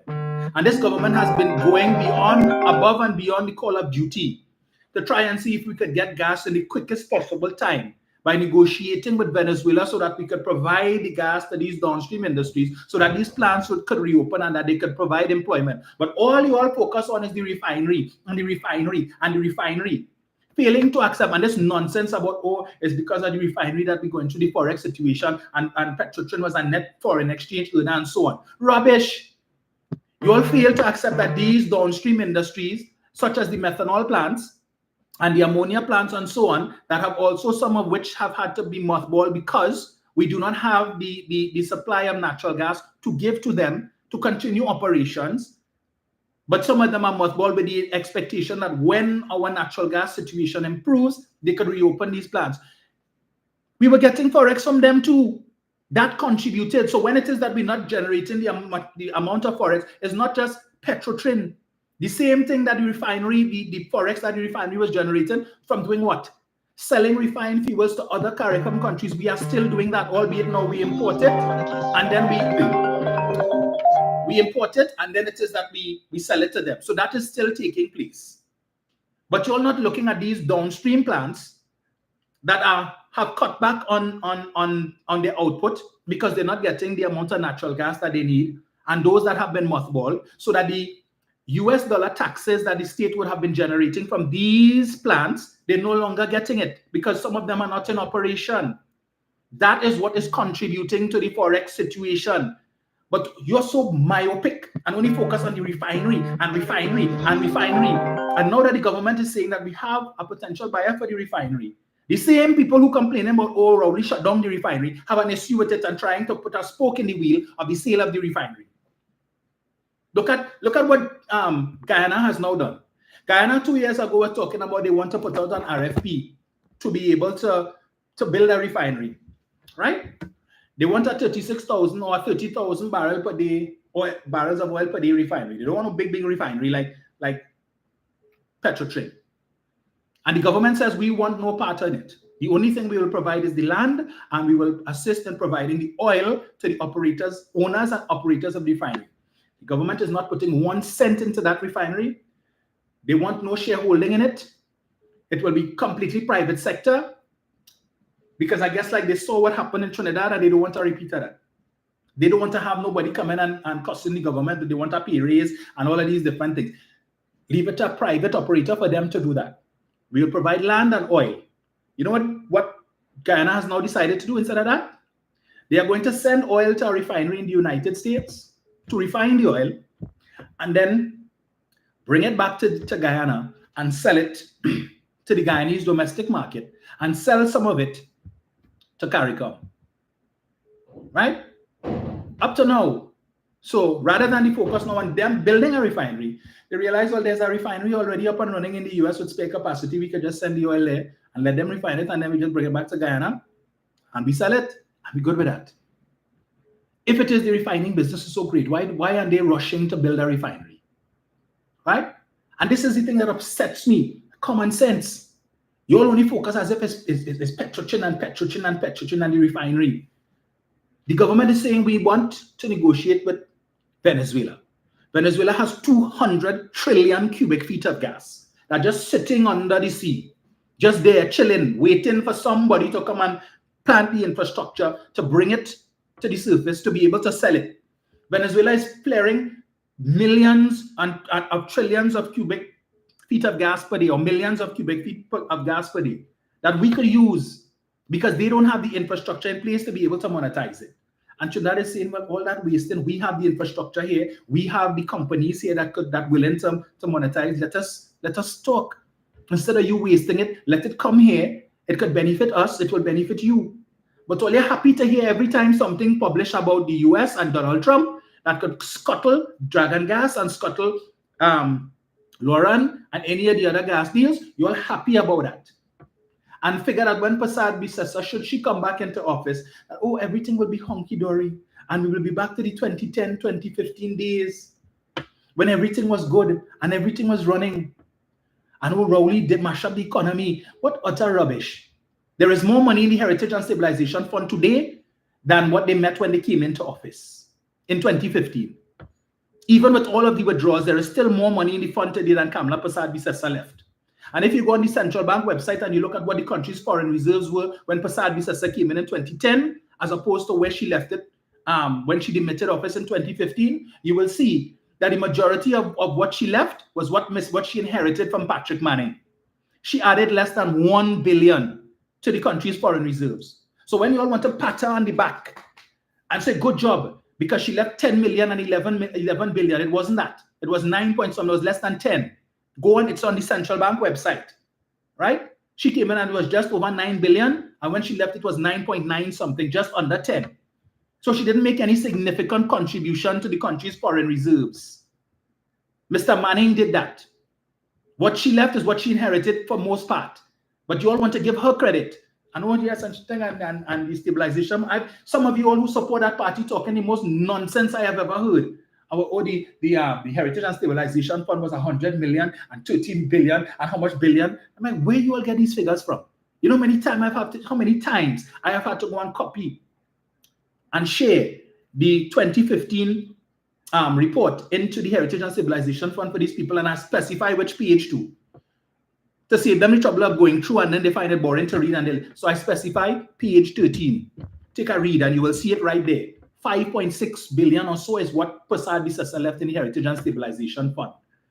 And just as the country's foreign reserves position, most of what she left is what she inherited from the Manning administration. So Mr. Manning was able to make all of these savings, build all of those things that he built, all of the things that he did in the time that he was there, and didn't take the country's exchequer account in permanent overdraft by an additional 23 billion. In fact, it was on its way. When he left in 2010, at the end of 2009, it was just over 10 billion in overdraft. And it was coming down. It was going back into the positive. Because the majority, the extra 5 billion that it went to is money that Mr. Manning spent to develop all of these buildings and so on that today is benefiting the state. 5 billion. But Prasad Bisasa took it from 10 billion in overdraft to 33. How did it get there? What did that extra 23 billion, what was that spent on? What did she build? Show me. Because I could show you what Manning did for the 5 or the 7 billion. I could show you that.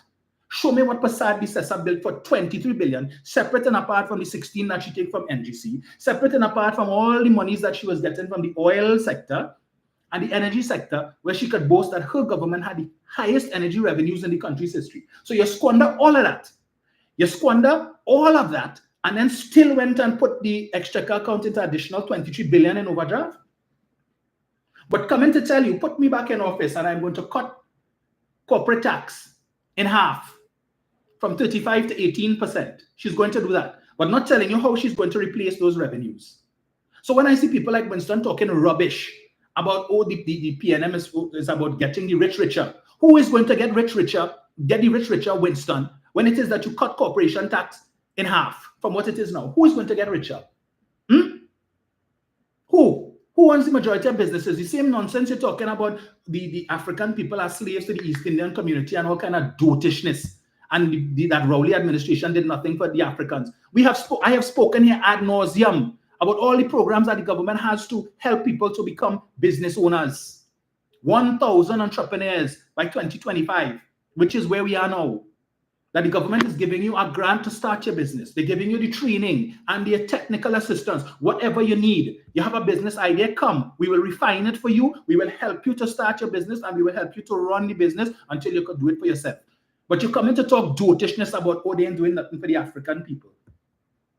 Where you get that from?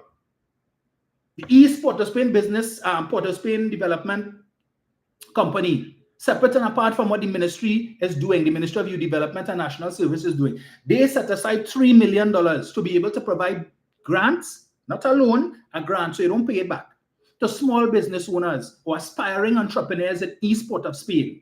Because they realize that there is a crime, a situation there, a social problem there that needs to be addressed because you have crime coming from that area. In addition to giving the people money to start their business, they say, here what? We will give you space in Eastside Plaza for free, no rent.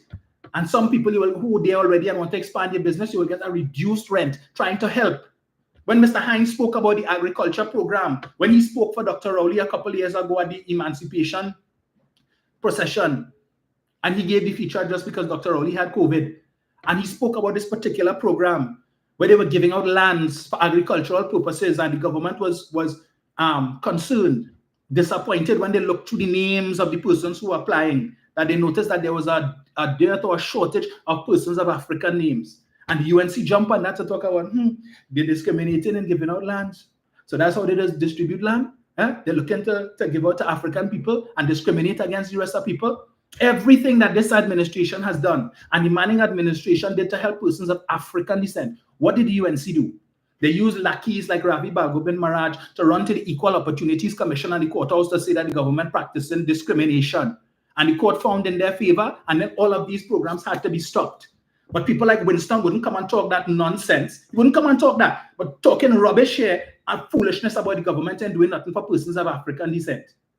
That is what you're encouraging. So the African community, everybody else must be able to say, well, we achieved this and we accomplished that by dint of hard work and sweat and sacrifice. But the African community must come on and say, well, it's only because the government gave a handout. And it's only because of the government that we achieved this. The Red House Restoration Project, and I keep speaking about that, budget was 441 million. 441 million, and 5 companies, I can confirm, would have gotten more than 25% of that budget, over $125 million in contracts. Black-owned businesses got over $125 million in contract. In fact, the largest contract, electrical, was given to a black-owned business. But Winston wouldn't come and talk about that. But then he will call me to talk rubbish and pretend. And there's the pretension that I can't take you all not genuine. But let me just stand up my blood pressure. Let me just switch this. Caller, give me 1 second. Well, you're not serious. Only want to malign the government. Well, do it on the basis of fact now. Shucks, boy.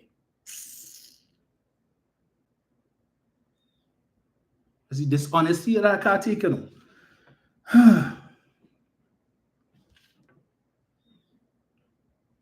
I don't know what else it is you all want this government to do.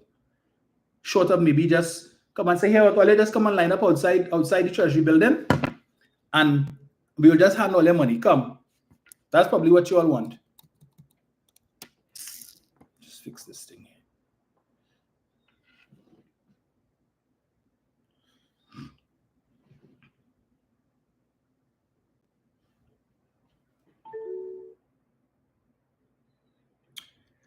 Get this thing here. Hello, good afternoon. Yes, good afternoon, Dominic. Yes, sir. Well, I will have to just make this my team by saying that nothing is wrong with the rich getting richer, but the poor must come out of poverty. You know that would also mean too, the government has to stimulate the economy. In other words, by stimulating the economy, you get the investors to invest. And when the investors invest, you create jobs, you create opportunities for people and all those things. But if you have a government that just not stimulating the economy, investors want to invest, they'll go elsewhere and look for investment. So in other words, stimulating means you're putting down infrastructures and certain things like laws and whatever thing, helping the investors make it easy to get things done, right? So they could have the business that I go to run hoops or whatever to get certification, that to get all these other things. That is the job of the government. Our government is not really supposed to be going into business to make money, you know, in terms of they opening their own refinery and selling the thing to make a whole bunch of things. But you have certain utilities that the government must have a role in it. The water, electricity, and these things, for example, right? And I want to jump on the food. Long ago, Tobago used to supply Trinidad with yam and cassava and those things. And the government had set up a company called a Marketing Board. And then they built on it, and they call it Central Marketing Agency. And one of the first ministers I know of running the agriculture sector was Kamali Mohammed. Right? And then we had the buffalo, so that he brought in some buffaloes, and they just disappeared. So the government brought in buffaloes into Trinidad, the big one, they just disappeared. And the minister who was in charge, there were certain allegations was pointing towards him So when Dr. Williams passed away, he was one of the deputy or the political leader of the PNM. And that was part of the reason why he wasn't selected as Prime Minister of the PNM. So when they're using the thing to, like our cameras always talk about race and race, the PNM to operate. So if you have allegations and things, step aside. Marlene had to step aside. Franklin Khan, Eric Williams, all of them have to step aside. But Murilal will come and tell them all kind of things. As a matter of fact, the allegations of EMBD was sent even before 2020, and Murilal still went back up and won by a landslide in his community.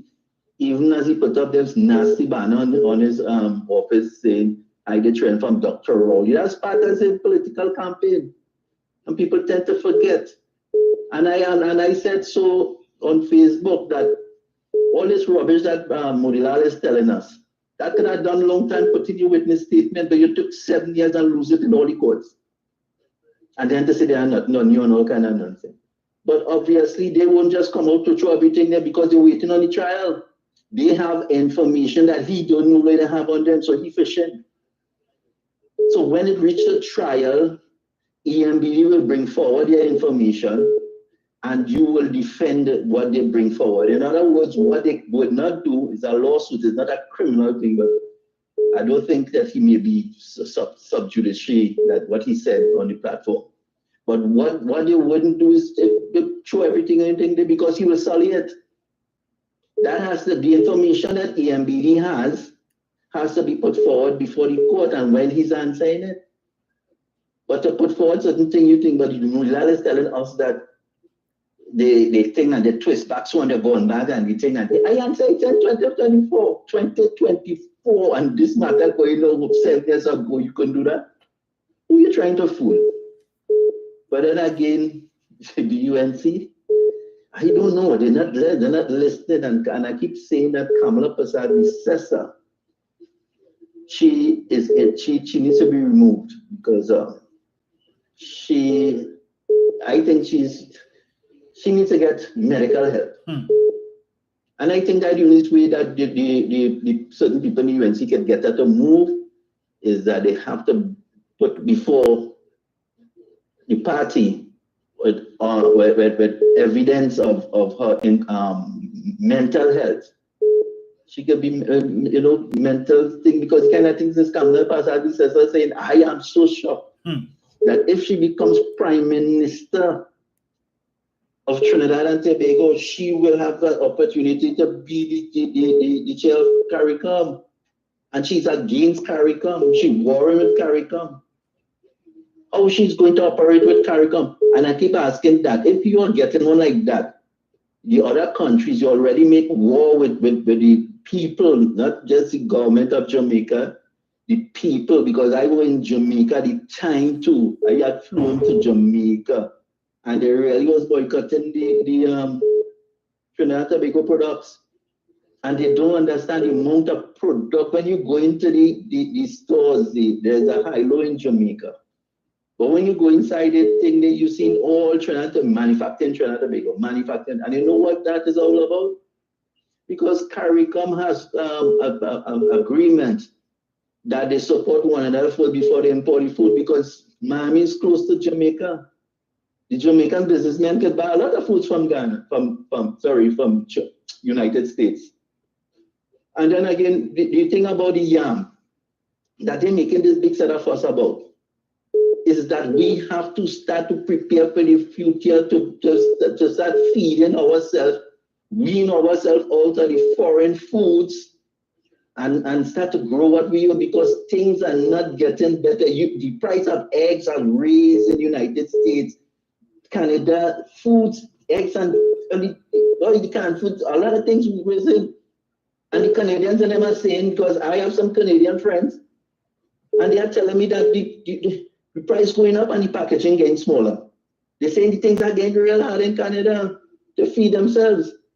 So if we don't start doing that, the problem first, and a main problem I have in the imported foods is some of them foods and them is synthetic and it's not good for your health. So it's going to add now to their health. and raise the health bill. So we will now have to allocate more money to the Ministry of Health to deal with the fatty foods and the chemical food and the synthetic foods that will bring on new diseases. Look at the rate of the diabetes in this country. I think diabetes are triple in the last 20 years. So when they trying to take it on and make it look like Dr. Oli bring yam seeds and is an African thing and all that, because that is the most direct racial. The comments are directly racial. And Kamla Prasad says ain't helping because she blowing the dog whistle as hard as she could bring it and discipline you. But a lot of educated people not taking on that dotishness. A lot of the people of Indian descent to him, what she was calling the knife and fork Indian, don't really want to hear and see about that nonsense she think and they're distancing themselves with.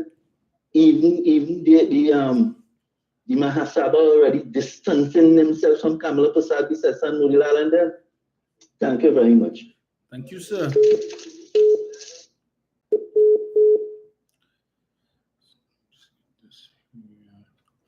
All right, before I just take this call, I want to tell Winston something, right? Winston, it doesn't take much to do research. So let me just read this comment you had there. You say, under the UNC, we had 10 billion Forex. The PNM lose over 5 billion Forex under their watch. So I'm talking half truth. Let me tell you something. I'm looking at the central bank website here right now, right, Winston? Something that you could do. I would like to think that you're not lazy to do it. That in May of 20, let's look at May of 2010, right? The end of May 2010. The country's net official foreign reserves was 9.006 billion. 9.006 billion. This is what Mr. Manning left. October 2015, country's net foreign reserves, just now, September 2015. So at the end of September, the country's net foreign reserves was 10,459,000,000. You know what that means?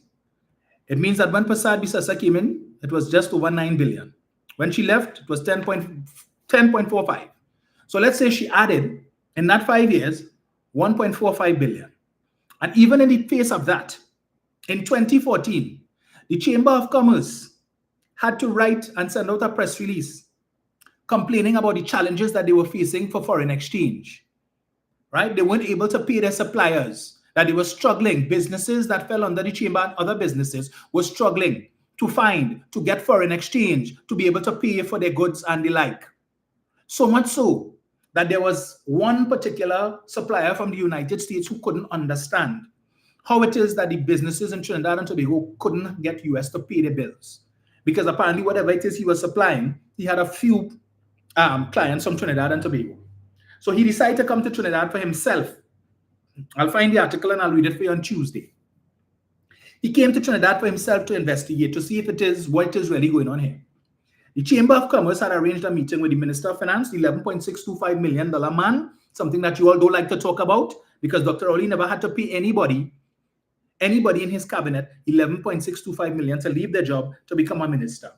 All right? They arranged a meeting with the Minister of Energy, with the Minister of Finance, and a couple other people. And the guy went to that meeting.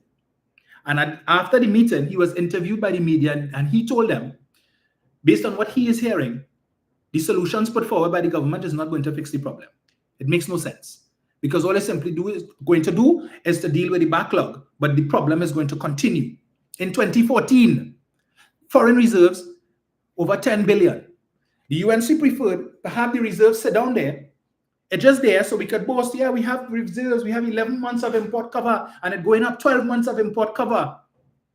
Meanwhile, the businesses need the money, and they're complaining. Since 2012, they were complaining.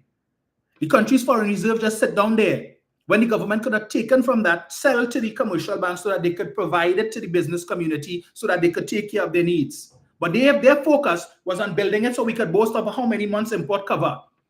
Based on your logic, it makes sense to have the foreign reserve just sitting there.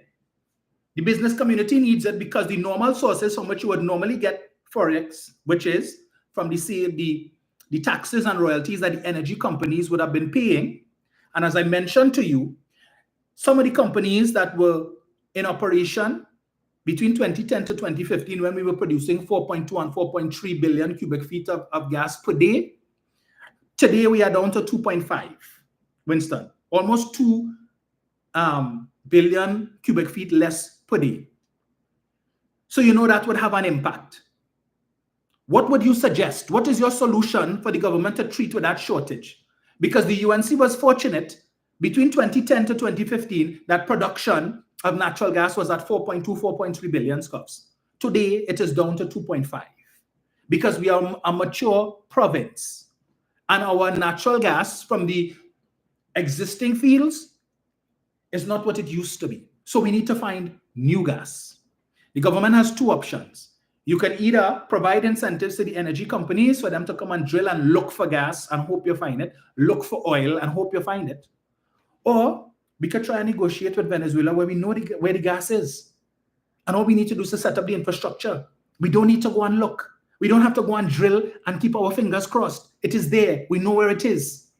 The UNC is advocating that you engage in in-border oil and in-border gas, which could take years to even find. And then once you find it, there is no guarantee that it would be in commercial quantities for you to monetize. I keep making the point. We have energy fields that we are now looking to bring on stream that were discovered since 1980s, over 40 years ago. So if it is that oil production is down, gas production is down, so the government is not getting the kind of revenue that Kamla Prasad-Bissessa had. So they don't have money to put in the reserves because Trinidad and Tobago has an appetite for everything foreign. The amount of credit cards that people have today, they didn't have between 2010 to 2015. That is why Mr. Imbut would have told us just a few months ago that the banks have seen an increase in the amount of credit cards issued by 50%.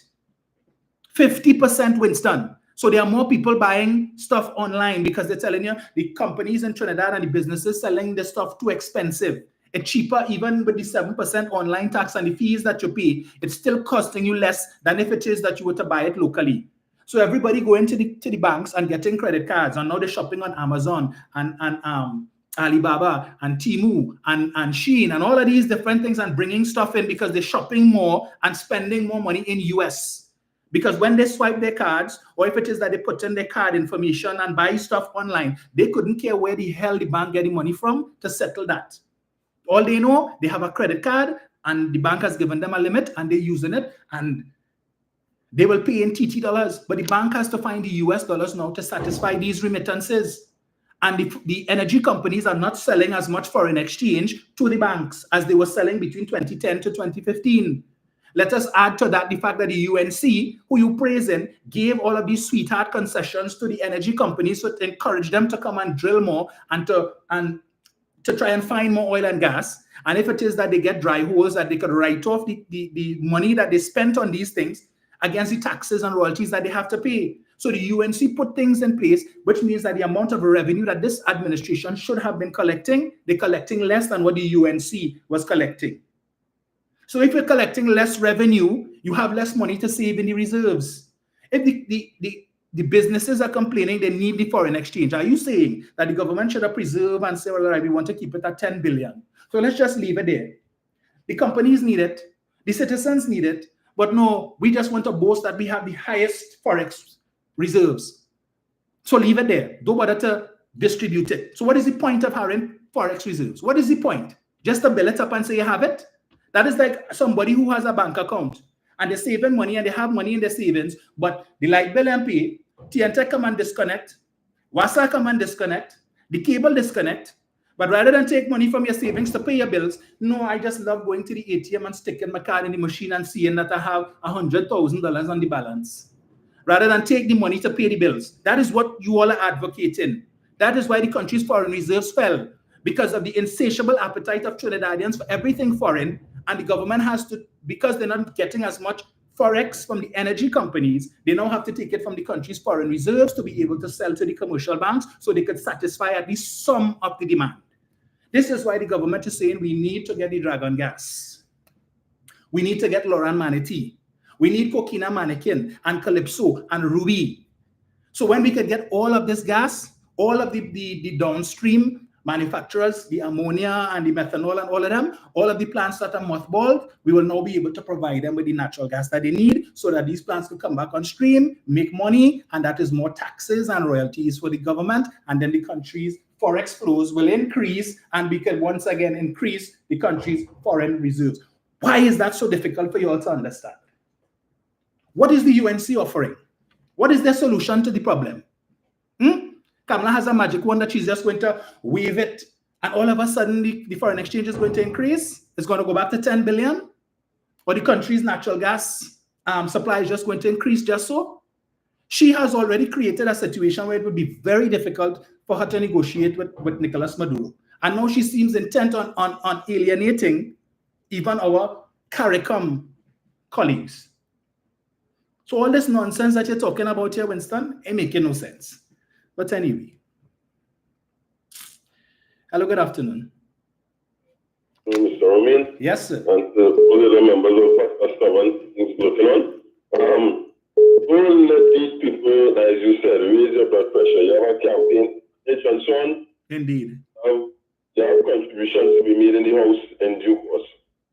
In fact, I think when you're making contributions maybe in the upcoming 2026. So don't let these people upset yourself. Let's continue doing your research and provide it to us, the like-minded and critical thinking people. But you didn't tell us that the product of which you are a shareholder is so potent. Mm-hmm. Yeah, man. I've been watched the tribute to Dr. Rowley on Facebook yesterday. It is clear to me that Paliage is quite potent. And the fact that it goes up the Caribbean, because when I heard the people speak to the Prime Minister, including from the latest associate member of CARICOM's the Premier of Guadeloupe, what said he would have observed in the last 3 days, and his story that he has come in at this stage, right? When Dr. Rowley is making his exit. Yet we claim he is like the dictator, and he has brought nothing of value to the body politic in the last 9 years. I want to continue going to, and I hope, and we just hope that there will be a seamless transition from yourself to Minister Young. Yes. Mr. Romain, just for my own education and edification, I will have returned the Privy Council attorney, the Auditor General's matter, and watch for myself in doing my research utterances of the law lords regarding finance. Mm-hmm. And the law lord inquiry was into the conduct of the minister in appointing the investigate team, investigate the Auditor General. None of their inquiry had to do with the missing 2.6 billion at the Kilbandi account. Their main concern was apparent bias on the part of the minister in appointing the investigative team who would have to report back to him. Then he would have to make the determination on how to proceed against the Auditor General and whether it was for whether improper purposes were imputed by him towards the Auditor General. That was their main concern. Nothing about any accounting error. They just still have people here saying that $2.6 billion is correct.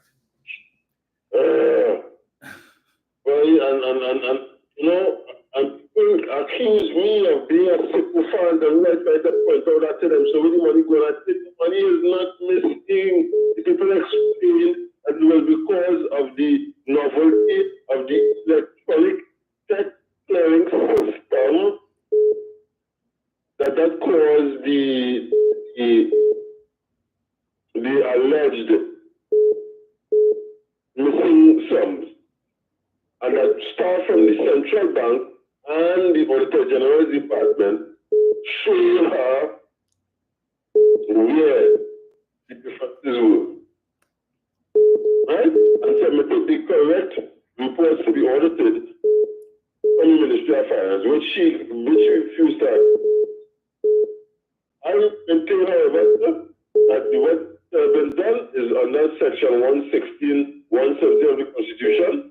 Impeachment proceedings should have been initiated against her once she had refused to accept the correct figures and refused to carry out a function as Auditor General in defiance of the evidence and information from staff and instructions from the Minister of Finance, who is a line minister. Right? If that had been done, I guess we would not have been in all this foolishness, you know, in my only.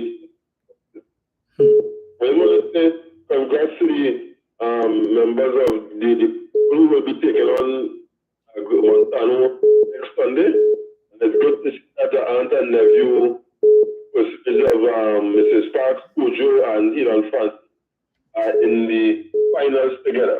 Very nice. I hope that we will have an excellent show. I'm particularly pleased with the lineup. Of course, surprised though that King Luther is on the reserve. I thought I would like to have here with him, right? And have Ansel Roger grinding on the Marshall night while he was performing his dice. No, but here we are. In the last week, coming on to the festivities, I was just entreat my fellow Williams to take it easy, be safe, and of course, be moderate in your behavior ahead of it.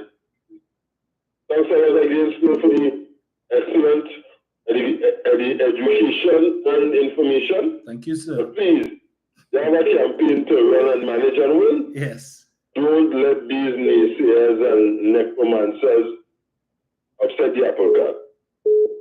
Thanks again, and enjoy your afternoon. So take care. Thank you, sir.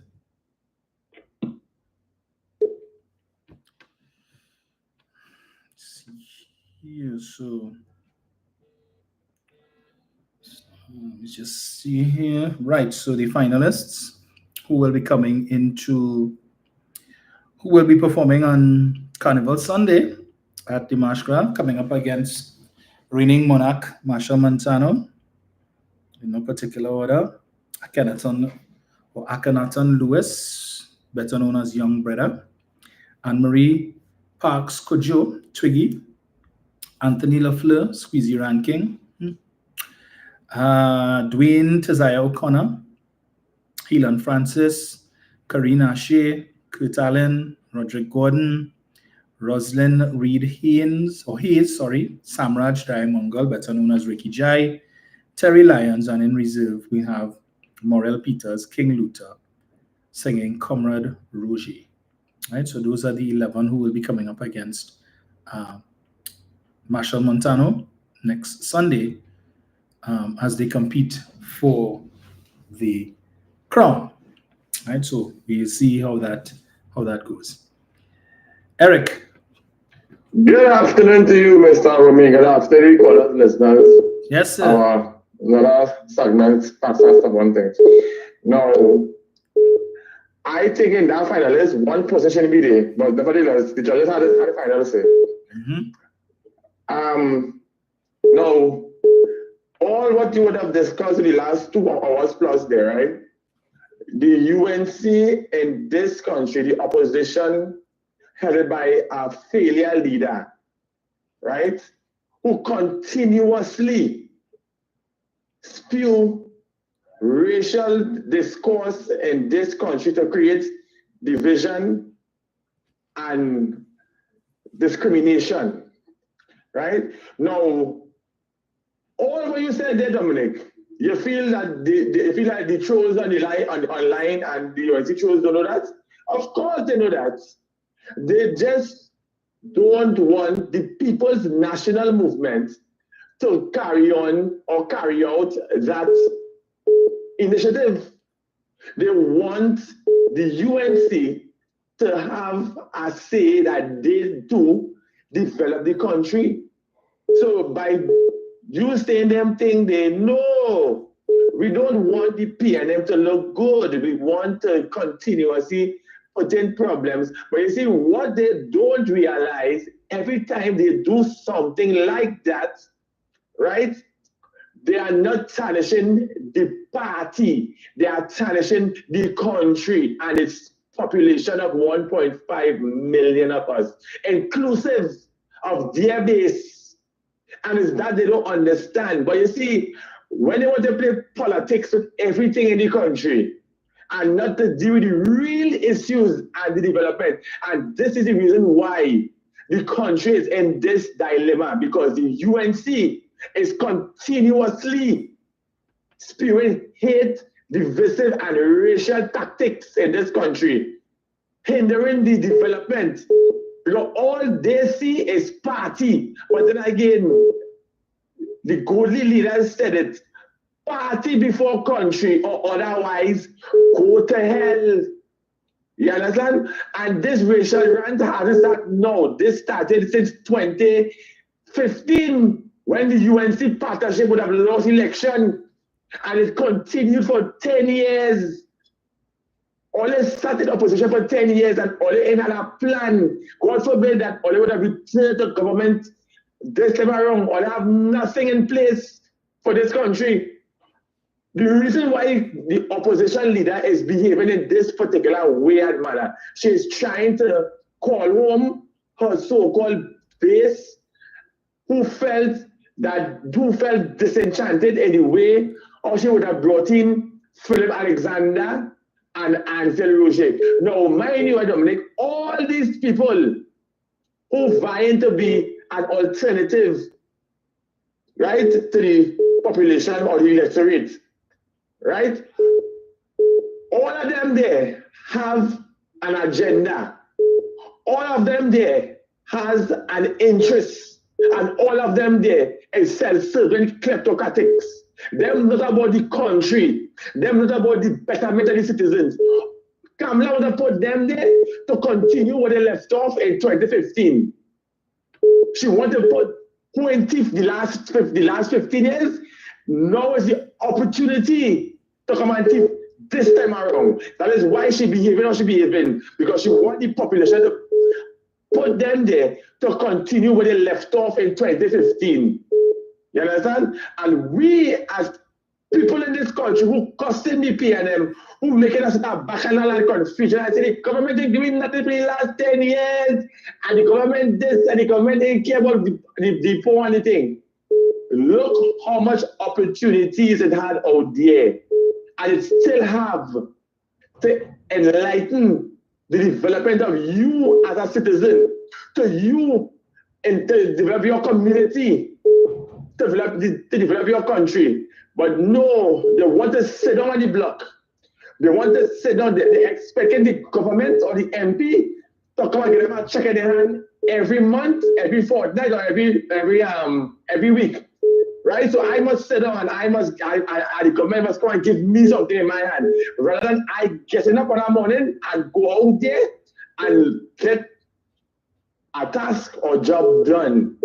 Right? And Dr. Rowling tried to create entrepreneurs. Kamala Posadi says that the UNC want to create here as a welfare society. You understand? They want to give.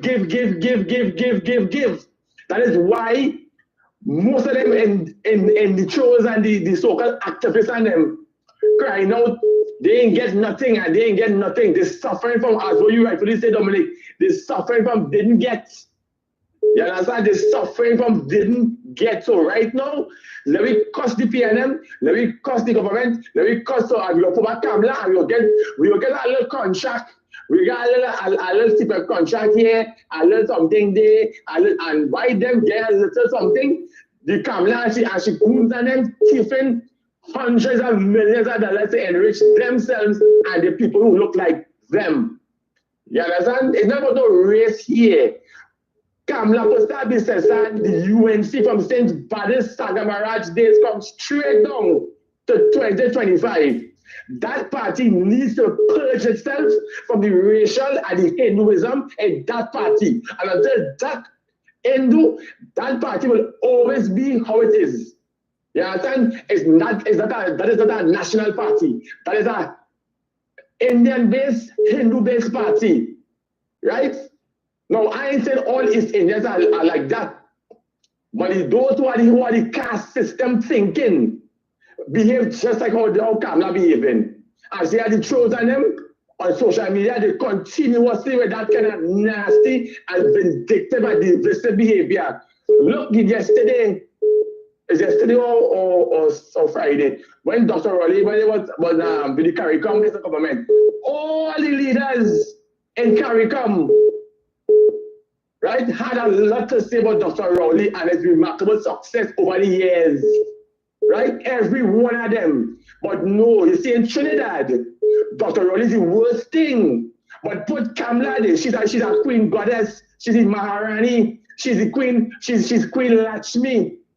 You understand? In their book, right? But people forgot that when she was there, what she did, she tarnished the image of Trinidad in the Caribbean. And Dr. Rowley had to go and correct everything that woman did. Because Jamaica would have boycotted me for good.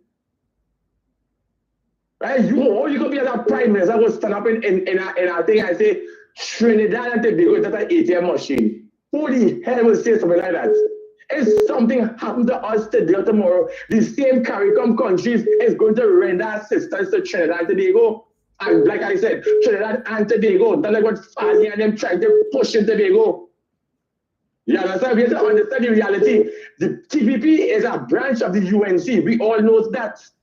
That is why the UNC is fielding 39 candidates in Trinidad, and she will say, well, whatever happened to Tobago, well, we will support them after the fact. You understand? If you're a national party, you have to field 41 candidates, just like PNM. But no, they want to cause the PNM, and they want to cause us that problem. And don't play before I go.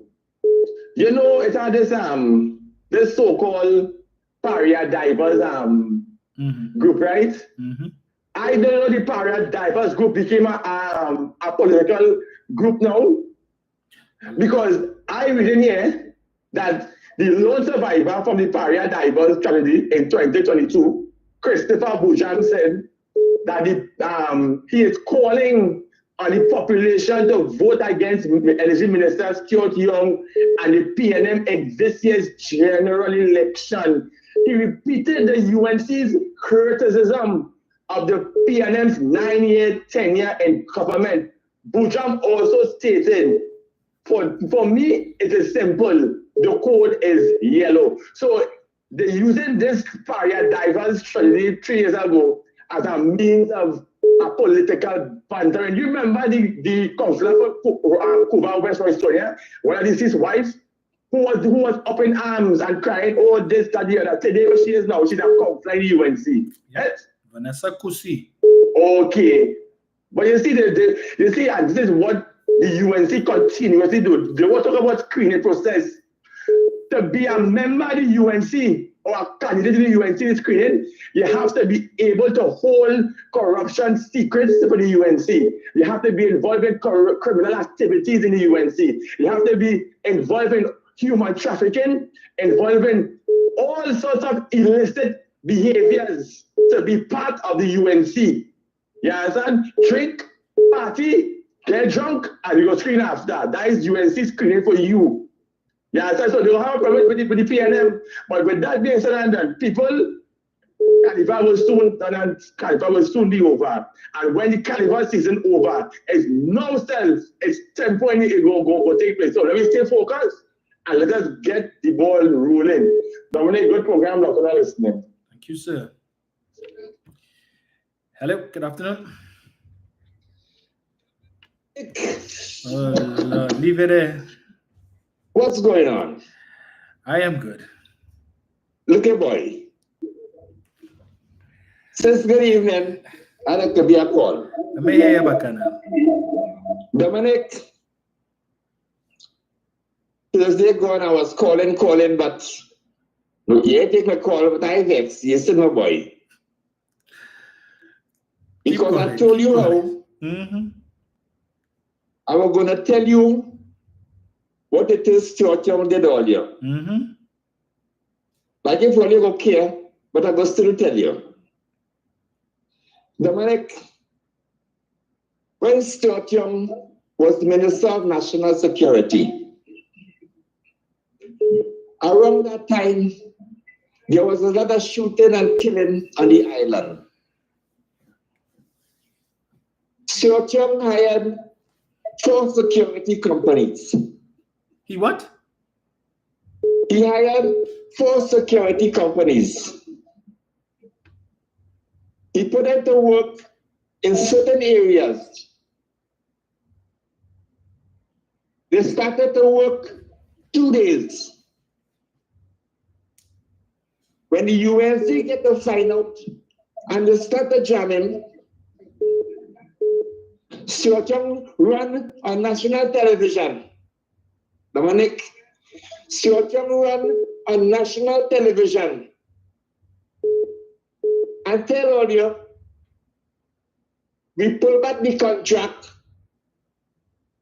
we listen to the people. We pull back the contract, we listen to the people. Dominic, who is we? Who is we? Did they tell all you they were going to hire 4 security companies?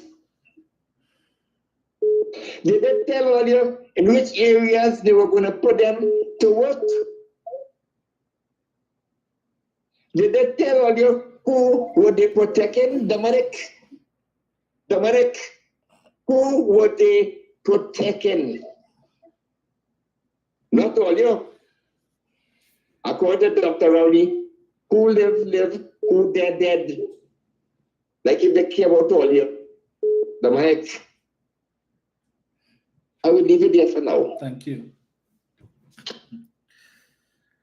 Newsday article dated Tuesday, 7th of April, 2020. You ask me a few questions, I'll answer. Did they tell us that they were going to hire security firms? Security guards to patrol with police. Guards from 4 private security companies are to join the police patrolling the streets in some parts of the country. So this is before it happened, right? Leave it there. So you're saying, did they tell the country that they were going to do that? So clearly they did, because the Newsday article here is telling you before it happened. So let me read that again for you. Guards from 4 private security companies are to join police patrolling the streets in some parts of the country. So it's an intent. The Ministry of National Security announced this in a media release on Tuesday. So yes, to answer your question, they did tell the country that they were going to do that.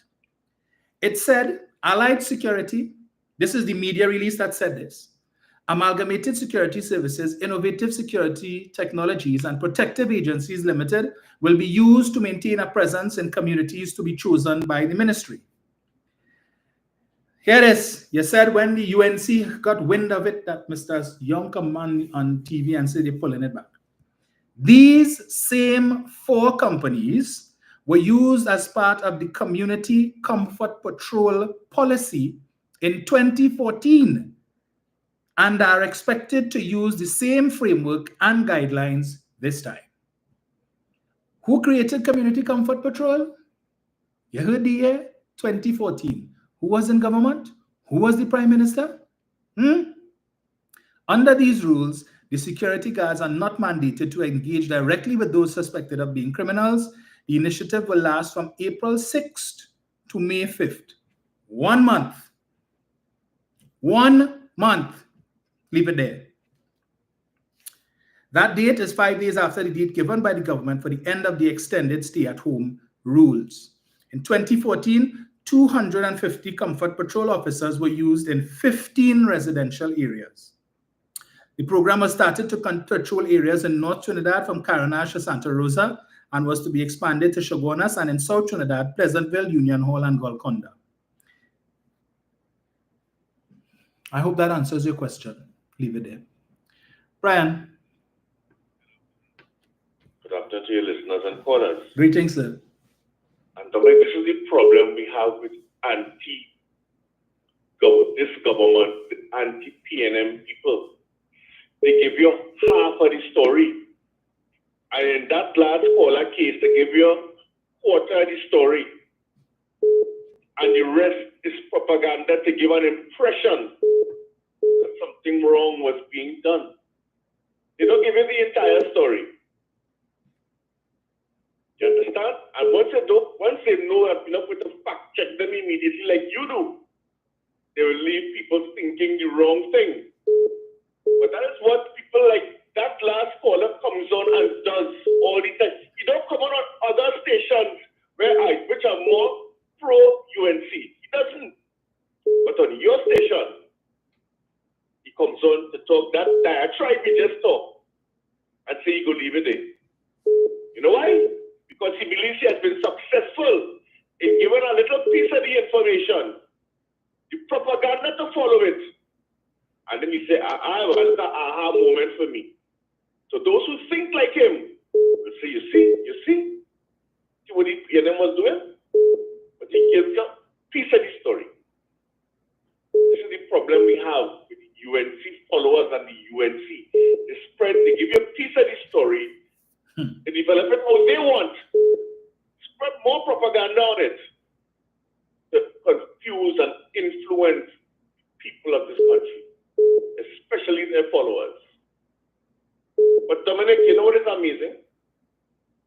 Many of the previous scholars spoke about this, every people spoke about it. Many people, I'm certain, did not look at the heads of CARICOM meeting in Barbados just held recently. But I wish they did, especially on the third day, when particular leaders gave tribute to Dr. Keith Christopher Rowley, the Honorable Prime Minister of Trinidad and Tobago. And apparently, they sounded as though they were regretting that they are about to lose his influence and leadership within the Caribbean. And many of them gave plaudits as to how he was able to bring many of the leaders together. Not only to have these annual meetings that they normally have, but to have Zoom meetings and other important meetings that dealt with respect to bringing the Caribbean closer together. Dr. Rowley even said, even though I will not be in office, I'm just a phone call away. So even Dr. Rowley recognized the appreciation that they demonstrated for his leadership and what he was able to bring to the table. The Prime Minister of Jamaica, after Kamala Persad-Bissessar did what she did to almost alienate and disrupt the relationship in almost 100% totality between Trinidad and Tobago and Jamaica, that Dr. Rowley was able with Prime Minister Holness to retrieve it, to rescue it, to revive it in the interest of who? And let me explain what I mean by that. At that time, the revenue gained from Jamaica was nothing from the revenue that they gained from us. We were almost three quarters more than we were gaining from them, than they were giving to us. We were giving to them, sorry. And Prime Minister Holness knew that, but at the end of the day, he recognized that Dr. Rowley was like-minded like him and wanted to ensure that Caribbean unity was uppermost and important to the well-being and the strength of the Caribbean. And Dr. Rowley alluded to that in his final thank you to the Caribbean people, to the Caribbean leaders. And that's why they gave him a standing ovation. And that is why the other folks spoke on his behalf, demonstrated their great sorrow that Dr. Rowley was leaving at a time when they believed that it was an advantage for him to stay to their advantage more than ever. Because they know, heaven forbid, they will be watching this election extremely close coming up in Trinidad and Tobago. Because they know, and they hear, and they see, and they read about the racist things being perpetuated by Kamala Persad, not by the UNC, by Kamala Persad-Bissessar, and to a lesser extent her followers. our MPs. They're seeing it, they don't think they're reading it too. And they know it'll be a detriment to the relationship between us and the Caribbean. They know what it will do. You think the manufacturing sector, the exporters from Trinidad don't know that too? You think they're listening and looking on? They're looking at it. And it is important that we as a people understand that for the betterment and for the safe, and we have one opportunity to safeguard Trinidad and Tobago. Because while Dr. Rowley is being referred around the Caribbean with the leaders and so on, in his own land, he's been described as the worst of the worst. Especially the racial taunts, like Kamala Prasad, because she can see no other way to defeat the PNM. As she thinks about that, there's something like an aha moment. Imagine you saying that you want to tell the PNM who they should select and where. You could be that. You have not even announced. You wouldn't meet it. It said Friday, by Friday gone, you would announce, you would make announcements as to who was in what seats. Did she do that? No. You know why? Because she would, and I said before, Kamala Prasad wants to leave that for late and last, so that when the bacchanal starts, it'll be almost election day. Because she knows who they are, you know, Dominic. She knows exactly who she has already selected and for which seat. Up to now, she can't tell us about Khadija, Amin, and St. August. Up to this day, she cannot tell us. But she already knows. She already knows who she's going to put in Shogunas West. Maybe a person of African descent she put anywhere in central Trinidad. Name the person, Kamala Prasad who will represent the UNC. Name the person. But Winston, them ain't going to talk about that. No. Winston, them won't talk about who she put in where. Roche put in 2 people, allowed to put 2 people up in Labre and Point 14. But guess what? You can put them up here, but the other way, UNC jersey and fly UNC flag. So you don't give up your two testicles already, Roche. You don't give it up. And they say, yes, boss. How high you want me to jump again? You just let me know. That you can tell her. No. These are union reps we're putting up to align ourselves with your party. So we don't have to necessarily wear UNC jersey because they're not UNC. They're not UNC, but they're going under a UNC jersey and a UNC flag. Which is not going to happen in PNM. That's you being recommended by somebody who doesn't represent the PNM to come and just simply go up. They didn't go through no interview or nothing. When were their interviews? Which committee sanctioned flight calendar? And what's the other one name? I can't remember his name. Collaborate. Who? Or was it just that Roche decided one morning, like, hey, you want to go up for point? But yeah, no problem. All right, cool. You're inside. They just do things willy-nilly with no structure. And they think we have to come out and vote for that. Because all of a sudden, Clive Calendar, or Elder, whatever his name is, all of a sudden now, he is anti-government.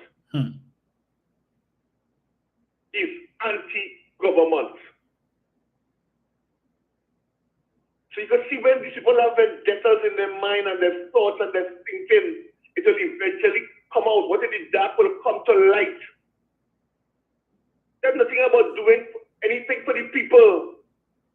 So all you have no problem in going up with people who have questions to answer before the court. You have no problem in going up when Roche just won a case against Rural Munila for $500,000.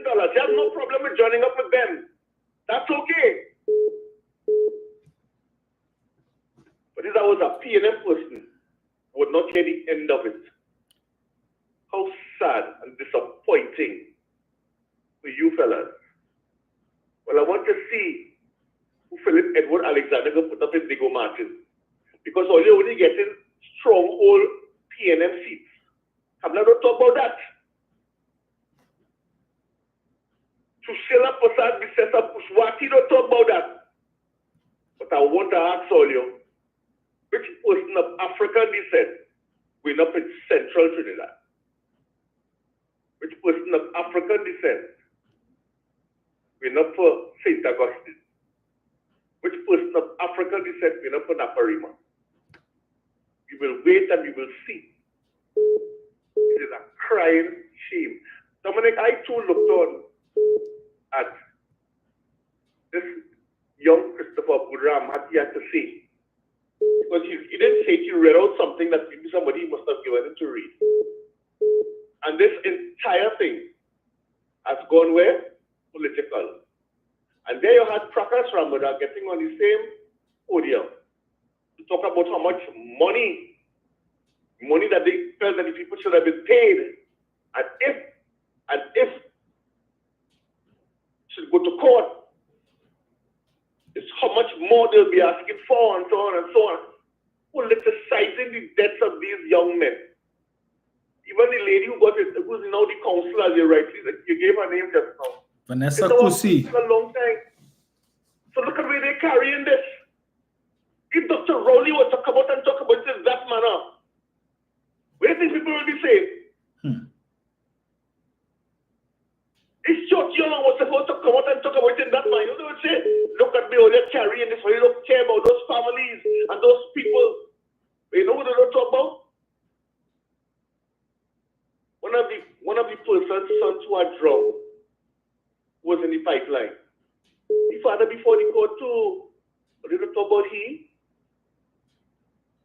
They don't talk about him. Why? Because he represents his wife is a former member of the UNC, or is still a member of the UNC. But see, before the court too, you all don't talk about him. But you talk about PNM. And Chris Budram, all of a sudden, he had no money, and he's in trouble, and he's so nervous, and he has nightmares. He has no nightmares. Because I've seen him, from down south. And they're planning to put up, they come around yesterday in my area talking about putting up some sort of banner in my area. That thing will last long, don't worry. And I know they hear. But as well, don't come down in our area. Why are you doing that around this time? Why didn't you do that 2 years ago, 3 years ago? Why around election time? For what reason? To remind people when they're walking on the road that, hey, oh boy, don't forget what the PNM do to these people. If PNM did something to them, even the wrong impression, politicizing the issue. When there's a process and the process is not the fault of the PNM. But they want to politicize it. Because apparently there'll be a lot of money to be made if, heaven forbid, UNC gets into office. Because there'll be, of course, but they're going to do it for free. They're going to take back the cost. Because that is the strategy. That is the trademark and the hallmark of the UNC. They don't do anything for free. So once again, there you go. And Kamala Prasad sits down in her bed. Looks at what's going on in the United States. I keep warning you, look at what is going on across there. What do you think is going to happen to us in Trinidad and Tobago? Kamala Prasad to get it done. She has no idea. She has no policies that she has given us. Nothing at all to raise revenue. Absolutely nothing. What do you think she's going to do if she gets into office? She's going to destroy this country, our country. But all the work that's gone into making us a better place and to raising revenue and so on, she's going to destroy it. We have to be mindful, we have to be careful of that and understand the mission, understand what it is we have to do. But at the end of the day, it matters not to them if once they win. They will just do exactly what Trump is doing right now. Look at what is going on with Ukraine. Look at what he said about Ukraine. I told you all last week. He wants 50% of the mineral wealth, which is worth over $11 trillion. Otherwise, nothing for them. And he's double downing on it. And Putin is laughing all the way to victory over Ukraine by taking their territory and their lands. And look at the response from the European people, from the European leaders. Trinidad and Tobago, we have to be very careful and mindful that this woman is on race. She sees no other way to win, because that is how she is, and she means every word of it. That's why she doubles down and triples down. We, Trinidad and Tobago, can do something about it when our turn reaches. It's only a half hour out of the rest of your life for the next 5 years. Let us ensure we do something, not just for me and you, but to the rest of Trinidad and Tobago. Thank you very much, Dominic. Have a good day. Thank you, sir. Final call. Hello, good afternoon. Hello. Thank you, sir. Dominic, Leave it there. I thought you don't like to call back twice.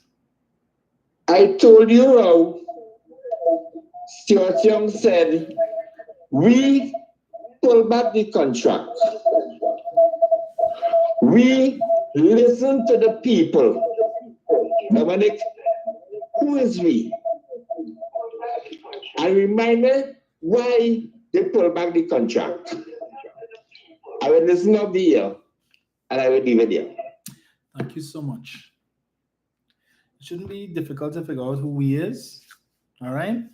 And one thing I could tell you, the UNC has a very good track record of maligning things that are meant to be for the good of the population.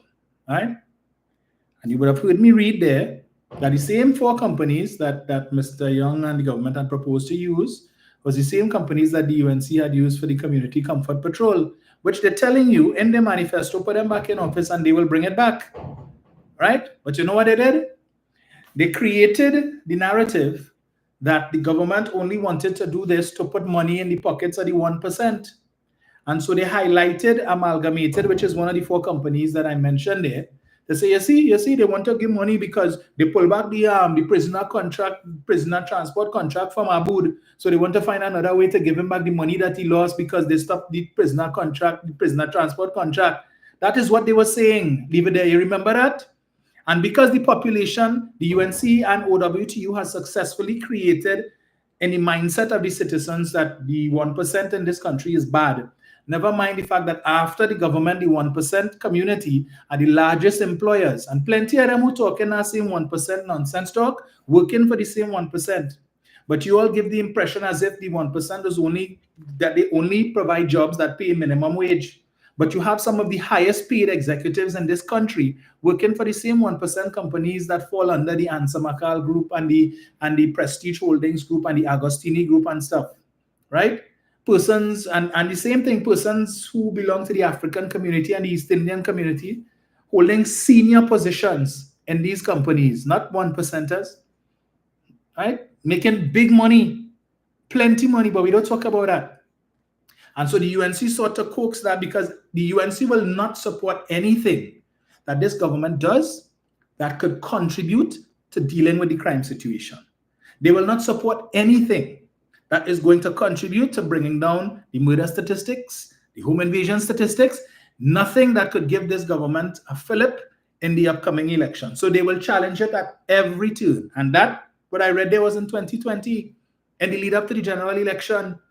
They could not run the risk of the crime situation being dealt with, so they painted it. And the narrative was the government just want to put money in the pocket of the 1%. They focus on Amalgamated because everybody know Amalgamated, right? And that's the same thing as I told you.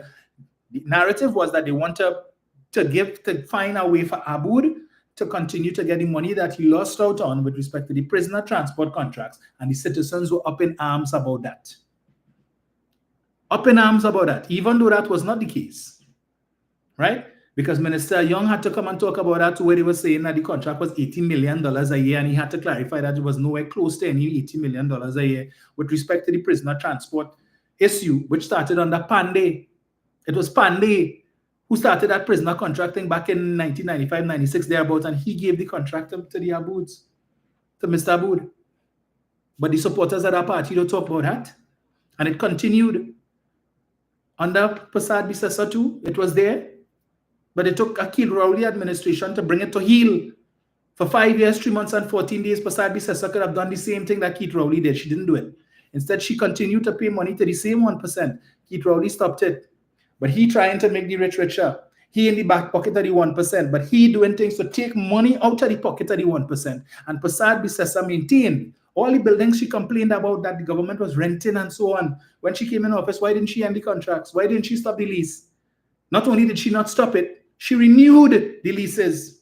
Meanwhile, government campus, which is today being used by government ministries and saving the state millions of dollars in rent every year, she left it there for 5 years, 3 months, and 14 days. Increased the deficit on the exchequer account by 23 billion, but government campus wasn't operationalized. It stayed there, empty, right? Just looking nice, but nothing on the inside. Keith Rowley came in and he operationalized it and took money out of the pockets of the 1%. I don't understand why that's so difficult for you to understand. If the 1% controlling you, you're supposed to be doing things to make sure that money that currently going in their pocket stays there and that you give them stuff to increase the amount. You don't do things to take away what they were getting all the time and then do things to ensure that they don't get more. That is not what you do, because your maths not mathsing. Your maths not mathsing. That is not what you do. You don't take away, you give them more. And when I ask these people who make these claims, how is the Rowley administration, the PNM, giving money to the 1%? Well, they can't tell me, because the 1% do pave roads. The biggest contractors in this country who get the most amount of money from the state is the road paving contractors. And I know of no 1%er who owns any road paving contract company. None. The majority of the money that the 1% was making from the state was to the rental of buildings that they acquired after the 1990 coup for a little bit of money, and they developed it, and they started renting to the state.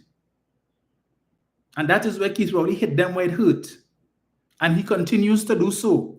So they vexed the other day, last week, when it is that the sword was turned for the new EBC building, the state is building, the government is building a headquarters for the EBC behind the Ministry of Agriculture in St. Clair. So whoever owned that building, Scott House on Frederick Street, need to start doing some advertising, because soon enough, they're going to be losing the biggest tenant that they've had for the last how many decades. You know how long Scott House, how long EBC at Scott House? Since the days when I go into St. Mary's College, right? They've been there, and probably before that. But soon they will be losing the biggest tenant. No more rental income. Who go in and take up that building? Who? NLCB is the next one. Soon enough, the sword will be turned for NLCB headquarters on Upper Pembroke Street next to that building, the Atlantic Plaza building, whatever it is they call it. Right next there, where it have an empty car park that used to be a car park, NLCB go in there. So whoever owns that building on Duke Street that NLCB renting from now, again, from since I have my school days knowing them there, they need to find a new tenant soon, because NLCB will be moving into its own facilities owned by the state. So the government continues to take money out. And who complaining, oh, we don't need that, and vanity project, and the money could be better spent on this, and the money could be better spent on that. So continue to rent from the same 1%. You hypocrites. Hypocrites who have an issue with the 1% or the government taking money from them, or they're vexed. You know why? Because all of these things point to the fact that this dotish narrative that you all have, that the PNM is in the back pocket of the 1%, makes no sense. And I keep asking you all, tell us, how the government giving the 1% money? They don't, as I said, they don't pave roads. Government moving out of their buildings, so how else they getting the money? Just saying. Folks, enjoy the rest of your Sunday. Thank you all so much for joining me. We went over time today, but that's all right. Wayne Wolf says I will have to take the to be Minister of Information. Well, Wayne, wherever they put me, for me is I want to do what I can to assist the people of Malaba Mausika. When there are things that needs to be done, I'm seeing right now, I think the swimming pool is down. So I intend to look into that to see what we could do to get it back up, because I know persons had mentioned to me, they appreciated it because of the activities that were there, particularly for the elderly persons who use it as a form of recreational exercise and so on. So I will be looking into that this week. I will also be following up with the Tunapuna Piako Regional Corporation, in particular their road patching team, to see how they could facilitate me with some of the roads that I've seen that could be fixed with respect to patching, right? And because it's about bringing immediate relief, regardless of what the outcome of the election is. Because, as I said, I live in the community and these things impact me as well. Okay, so yeah.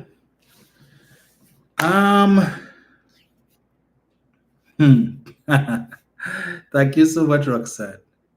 Always a pleasure. Yeah, so folks, we will chat again on Tuesday morning, God's willing, 6:30. Oh yes, Roxanne, I'm supposed to... Anand says leave it there, needs patching. Yeah, I know Roxanne had mentioned the cough before. It has significantly improved, Roxanne. In fact, I did visit the doctor. So it was the virus that I got in December. Whenever I get a cold, for some reason, the cough always lingers. Yeah, so, but it's greatly improved, I must say. Yeah, so thank you so much. Is it Aldith, Dexter James, Anne-Marie Montique, Denise Cummings? Thank you guys so much. Agnes Mondesir. I will try the big leave time as well. So folks, enjoy the rest of your Sunday. Keep it safe. There's stuff to be done if you have the time. You could go down to Millfleur. The National Trust is having an event this afternoon, Old Time Carnival. So you're going to see a lot of traditional characters there and the like. Unfortunately, I'm unable to make it because of campaigning commitments, but yeah. So, but feel free to head down there. Normally we would have it on Nelson Island, but they say, it's at Millfleur. Yeah. So if you're looking for something to do, check it out. So we will chat Tuesday. Take care.